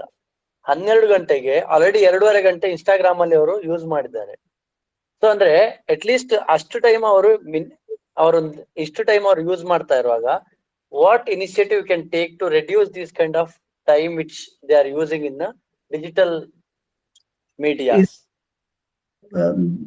We will have to take them to an experience of digital detoxing. ಅಂದ್ರೆ ಇಂಥವರನ್ನ ಹುಡುಕಿ, ಯಾರು ಹೆಚ್ಚಾಗಿ ಒಂದು 15 ಗಂಟೆಗಳ ಕಾಲ ಮೊಬೈಲ್ ಕಳೆಯೋರು ಸರ್ವೇ ಸಾಮಾನ್ಯ, ಒಂದು 8 ರಿಂದ 10 ಗಂಟೆ ಅಲ್ಲ, 10 ರಿಂದ 15 ಗಂಟೆ ಸ್ಕ್ರೀನ್ ಟೈಮ್ ಇರುವವರು ನಿಮ್ಮ ಆಸ್ಪಾಸಲ್ಲಿ ನೀವು 10 ಜನ ನೋಡ್ಬೋದು.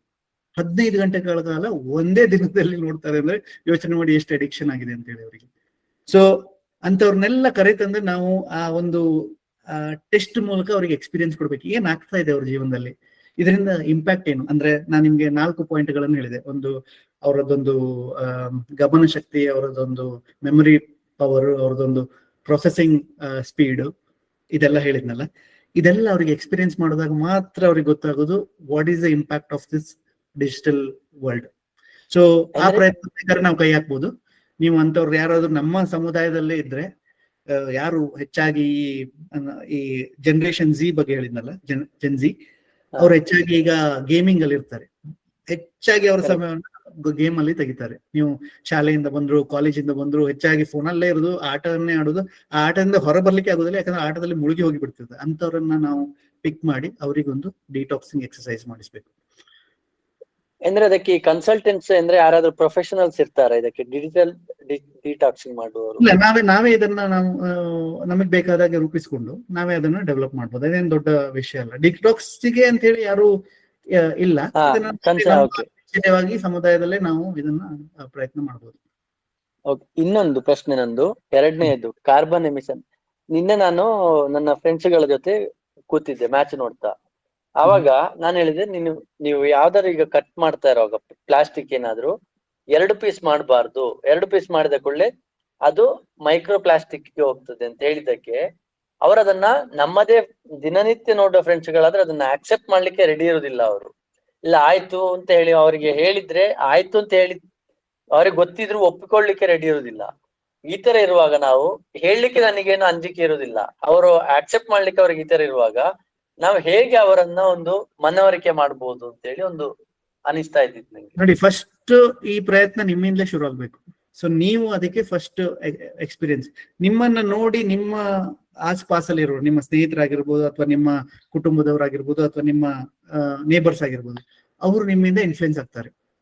ಸೊ ನಾನು ಇವತ್ತಿಂದ ಪ್ಲಾಸ್ಟಿಕ್ ಯೂಸ್ ಮಾಡೋದಿಲ್ಲ. ಯಾಕೆ ಅಂತ ಕೇಳಿದ್ರೆ ಅವರಿಗೆ ಈ ಒಂದು ಎಕ್ಸಾಂಪಲ್ ಕೊಡುದು, ಇದರಿಂದ ಇಷ್ಟು ಕಾರ್ಬನ್ ಎಮಿಷನ್ ಆಗ್ತದೆ, 450 ವರ್ಷಗಳು ಕೂಡ ಈ ಪ್ಲಾಸ್ಟಿಕ್ ಡಿಕಂಪೋಸ್ ಆಗುದಿಲ್ಲ. ಅವರಿಗೆ ಅದರ ಸಿವಿಯಾರಿಟಿಯನ್ನ ಒಮ್ಮೆ ಆ ಸೀರಿಯಸ್ನೆಸ್ ಅನ್ನ ಒಮ್ಮೆ ಅನುಭವಕ್ಕೆ ತಂದ್ರೆ ಅವರು ಈ ಬಗ್ಗೆ ಆಲೋಚನೆ ಮಾಡ್ತಾರೆ. ಈಗ ಈ ಕಾಲಲ್ಲೇ ಇರುವರು ಅನ್ಕೊಳ್ಳಿ, ಹೆಚ್ಚಾಗಿ ಈ ವಿಷಯದ ಬಗ್ಗೆ ನಾವು ಆದಷ್ಟು ತಲೆ ಕೆಡಿಸ್ಕೊಳ್ಳೋದಿಲ್ಲ. ಯಾಕಂದ್ರೆ ನಮ್ಮ ದಿನನಿತ್ಯ ಜೀವನದಲ್ಲಿ ನಾವು ಕಾಂಟ್ರಿಬ್ಯೂಟ್ ಮಾಡ್ತಾ ಇರೋದು 1-2 kg ಕಾರ್ಬನ್ ಅಥವಾ ಒಂದು 10 kg ಕಾರ್ಬನ್ ನಿತ್ಯಕ್ಕೆ ನಮ್ಮ ಕುಟುಂಬದಿಂದ. ಆ 10 kg ಕಾರ್ಬನ್ ಏನಾಗ್ಬೋದು ಅಂತೇಳಿ ನೋಡ್ಲಿಕ್ಕೆ ಹೋದ್ರೆ ಏನು ಅಷ್ಟೇನ್ ಚೇಂಜ್ ಆಗುದಿಲ್ಲ. ಆದ್ರೆ ಪ್ರತಿಯೊಂದು ಮನೆಯಿಂದಲೂ 10 kg ಕಾರ್ಬನ್ ಕಾಂಟ್ರಿಬ್ಯೂಟ್ ಆಗ್ತಾ ಹೋದ್ರೆ ಅದು ಎಲ್ಲಿ ಹೋಗ್ತದೆ, ನಮ್ಮ ಓಝೋನ್ ಲೇಯರ್ ಎಫೆಕ್ಟ್ ಎಷ್ಟಾಗ್ಬೋದು ಅನ್ನೋದು ನಮ್ಮ ಯೋಚನೆ ಇರ್ಬೋದು. ಈ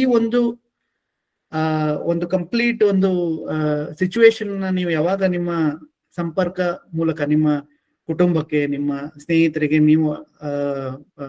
ನಿಮ್ಮ ಒಂದು ಅಪ್ಲಿಕೇಶನ್ ಮೂಲಕ ನೀವು ಹೇಳ್ತಿರೋ, ಅಥವಾ ನೀವು ಯಾವಾಗ ನಿಮ್ಮ ಜೀವನದಲ್ಲಿ ಅದನ್ನು ಅಳವಡಿಸಿ ಮತ್ತೆ ಬೇರೆಯವರಿಗೆ ಮನವರಿಕೆ ಮಾಡ್ತಿರೋ, ಆವಾಗ ಅದು ಅವರಿಗೂ ಕೂಡ ಇನ್ಫ್ಲುಯೆನ್ಸ್ ಆಗಿ ಅವರು ಚೇಂಜ್ ಆಗ್ತಾ ಹೋಗ್ತಾರೆ. So it's all small baby steps, 1 step at a time will change. 10 ವರ್ಷದಿಂದ ನೀವು ತಿರುಗಿ ನೋಡುವಾಗ ಜಗತ್ತೇ ಚೇಂಜ್ ಆಗಿರ್ತದೆ. ಧನ್ಯವಾದಗಳು. ಬೇರೆ ಯಾವ ಪ್ರಶ್ನೆ ಉಂಟಾ? ಇದೀಗ ಮಾರುಕಟ್ಟೆಯಲ್ಲಿ ಇದು ಬಯೋಡಿಗ್ರೇಡಬಲ್ ಕೈಚೀಲಗಳು ಧಾರಾಳವಾಗಿ ಇದೆ. ಹಾಗಿದ್ರೂ ಕೂಡ ಅದನ್ನು ಉದ್ಯಮಗಳಾಗ್ಲಿ ಇದು ಕನ್ಸ್ಯೂಮರ್ಸ್ ಆಗ್ಲಿ ವ್ಯಾಪಕವಾಗಿ ಅದನ್ನು ಬಳಕೆ ಮಾಡ್ತಾ ಇಲ್ಲ. ಇದು ಯಾಕೆ ಅಂತ ನನಗೆ ಗೊತ್ತಾಗ್ತಾ ಇಲ್ಲ. ಇದರ ಬಗ್ಗೆ ತಿಳಿಸಿಕೊಡ್ಬೋದಾ? Government regulation actually. ಸೊ ನಿಮ್ಮ ಇಲ್ಲಿಯ ಲೋಕಲ್ ಗವರ್ಮೆಂಟ್ ರೆಗ್ಯುಲೇಷನ್ ಆಗಿರ್ಬೋದು ಅಥವಾ ಸೆಂಟ್ರಲ್ ಗವರ್ಮೆಂಟ್ ರೆಗ್ಯುಲೇಷನ್ ಆಗಿರ್ಬೋದು, ಅಷ್ಟು ಸ್ಟ್ರಿಕ್ಟ್ ಆಗಿ ಇದನ್ನ ಡಿಪ್ಲಾಯ್ ಮಾಡಲಿಲ್ಲ. ಈ ಇನಿಷಿಯೇಟಿವ್ಸ್ ನಿಮ್ಮ ಸ್ಟೇಟ್ ಗವರ್ಮೆಂಟ್, ಸೆಂಟ್ರಲ್ ಗವರ್ಮೆಂಟ್ ತಂದಿದೆ. 2070ನೇ ಇಸ್ವಿಗೆ ನಾವು ನೆಟ್ ಝೀರೋ ಗೋಲ್ ಆಗ್ಬೇಕು ಅಂತ ಹೇಳಿ ಹೊರಟಿದ್ದಾರೆ. ಆದ್ರೆ ಅದನ್ನ ಆ ಲೆವೆಲ್ಗೆ, ಅಂದ್ರೆ ನಿಮ್ಮ ರಿಟೇಲ್ ಲೆವೆಲ್ಗೆ ಅದು ಇನ್ನೂ ಅಪ್ಲಿಕೇಬಲ್ ಆಗಿಲ್ಲ. ನೀವು ಒಂದು ವರ್ಷದ ಹಿಂದೆ ಹೋದ್ರೆ ನಿಮ್ಮ ಪ್ಲಾಸ್ಟಿಕ್ ಬ್ಯಾನ್ ಆಗಿತ್ತು. ನೀವು ಹೆಚ್ಚಾಗಿ ಯಾವ ಅಂಗಡಿಗಳು ಪ್ಲಾಸ್ಟಿಕ್ ಕೊಡ್ತಾ ಇರಲಿಲ್ಲ, ನಿಮ್ಗೆ ನೆನಪಿರ್ಬೋದು. ಈಗ ಅದು ಕೂಡ ಸೆಟ್ಲ್ ಆಗಿದೆ. ಇದು US ಅಲ್ಲಿ ಕೂಡ, ಇದು US ನ ಇನ್ಫ್ಲುಯೆನ್ಸ್ ಆಕ್ಚುಲಿ. ನಿಮ್ಮ ಡೊನಾಲ್ಡ್ ಟ್ರಂಪ್ ಸರ್ಕಾರ ಬಂದಾಗ ಅವರು ಆ ಪ್ಲಾಸ್ಟಿಕ್ ಬ್ಯಾನ್ ಅನ್ನ ಹಿಂತೆಗೆದರು. ಅಲ್ಲಿಯ ಇನ್ಫ್ಲುಯೆನ್ಸ್ ಇಲ್ಲಿಗೆ ಇಂಪ್ಯಾಕ್ಟ್ ಆಗಿ ಇಲ್ಲಿ ಕೂಡ ಪ್ಲಾಸ್ಟಿಕ್ ಬಳಕೆ ಈಗ ಮತ್ತೆ ಆಗಿದೆ. ಸೊ ಈ ಬಯೋಡಿಗ್ರೇಡಬಲ್ ಬ್ಯಾಗ್ಸ್ಗಳು ಇದೆಲ್ಲ ಈಗಿನ ವ್ಯವಸ್ಥೆಗೆ ತುಂಬಾ ಅಗತ್ಯವಾದಂಥದ್ದು. ನಾವು ಇದನ್ನ ಪರ್ಸನಲ್ ಆಗಿ ಸೀರಿಯಸ್ ತಗೊಂಡು ನಮ್ಮ ನಿತ್ಯಕ್ಕೆ ಅಪ್ಲೈ ಮಾಡಿ ನಮ್ಮ ಹತ್ರದಲ್ಲಿರುವವರಿಗೆ ಮನವರಿಕೆ ಮಾಡ್ತಾ ಹೋದ್ರೆ ಇದು ನಮ್ಮ ಸರ್ಕಾರದವರೆಗೂ ಮುಟ್ತದೆ. ಸರ್ಕಾರದವರೆಗೆ ಈಗ ಆಲ್ರೆಡಿ ಮುಟ್ಟಿದೆ. ಅವರು ಬೇರೆ ವಿಷಯಗಳ ತಲೆ ಕೆಡಿಸೋದ್ರಲ್ಲಿ ಇದೆಲ್ಲ ಅವರಿಗೆ ಸೀರಿಯಸ್ ವಿಚಾರ ಅನ್ಸೋದಿಲ್ಲ. ಯಾಕಂದ್ರೆ ಅವರಿಗೆ ಅವರ ಟರ್ಮ್ ಅಷ್ಟೇ ಅಗತ್ಯ. ಸೊ ಇಂಥ ವಿಷನರಿ ಗವರ್ಮೆಂಟ್ ಬಂದು ಇಂಥ ವಿಷನರಿ ಲೀಡರ್ಸ್ ಬಂದ್ರೆ ಮಾತ್ರ ಇಂಥದ್ದೆಲ್ಲ ಇನಿಷಿಯೇಟಿವ್ ಸೀರಿಯಸ್ ಆಗಿ ಇಂಪ್ಲಿಮೆಂಟ್ ಆಗ್ಲಿಕ್ಕೆ ಸಾಧ್ಯ.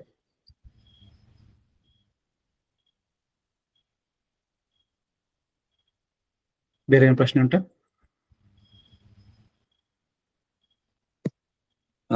ಚಿನ್ಮಯ್, ಟೈಮ್ ಆಯ್ತು, ತುಂಬಾ ಸ್ವಲ್ಪ ಜಾಸ್ತಿ ಆಯ್ತು. ಇವತ್ತಿನದ್ದು ಕಾರ್ಯಕ್ರಮಕ್ಕೆ ಮಂಗಳಾಡೋಣ. ಸರಿ ಹೇಳೋಣ. ಪ್ರಸಕ್ತ ವಿದ್ಯಮಾನಕ್ಕೆ ಬಹಳ ಸೂಕ್ತವಾಗಿರುವ ರೀತಿಯಲ್ಲಿ ಹಾಗೆ ಪ್ರತಿಯೊಬ್ಬರ ಮನಸ್ಸು ಮುಟ್ಟುವ ಹಾಗೆ ವಿಷಯವನ್ನ ಸ್ಪಷ್ಟಪಡಿಸಿದಿರಿ. ಧನ್ಯವಾದಗಳು. ಕಾರ್ಯಕ್ರಮದ ಕೊನೆಯ ಹಂತ ಧನ್ಯವಾದ ಸಮರ್ಪಣೆ. ಮಂದಾರ ಹಾರ್ನಾಡಿ ಇವರಿಂದ.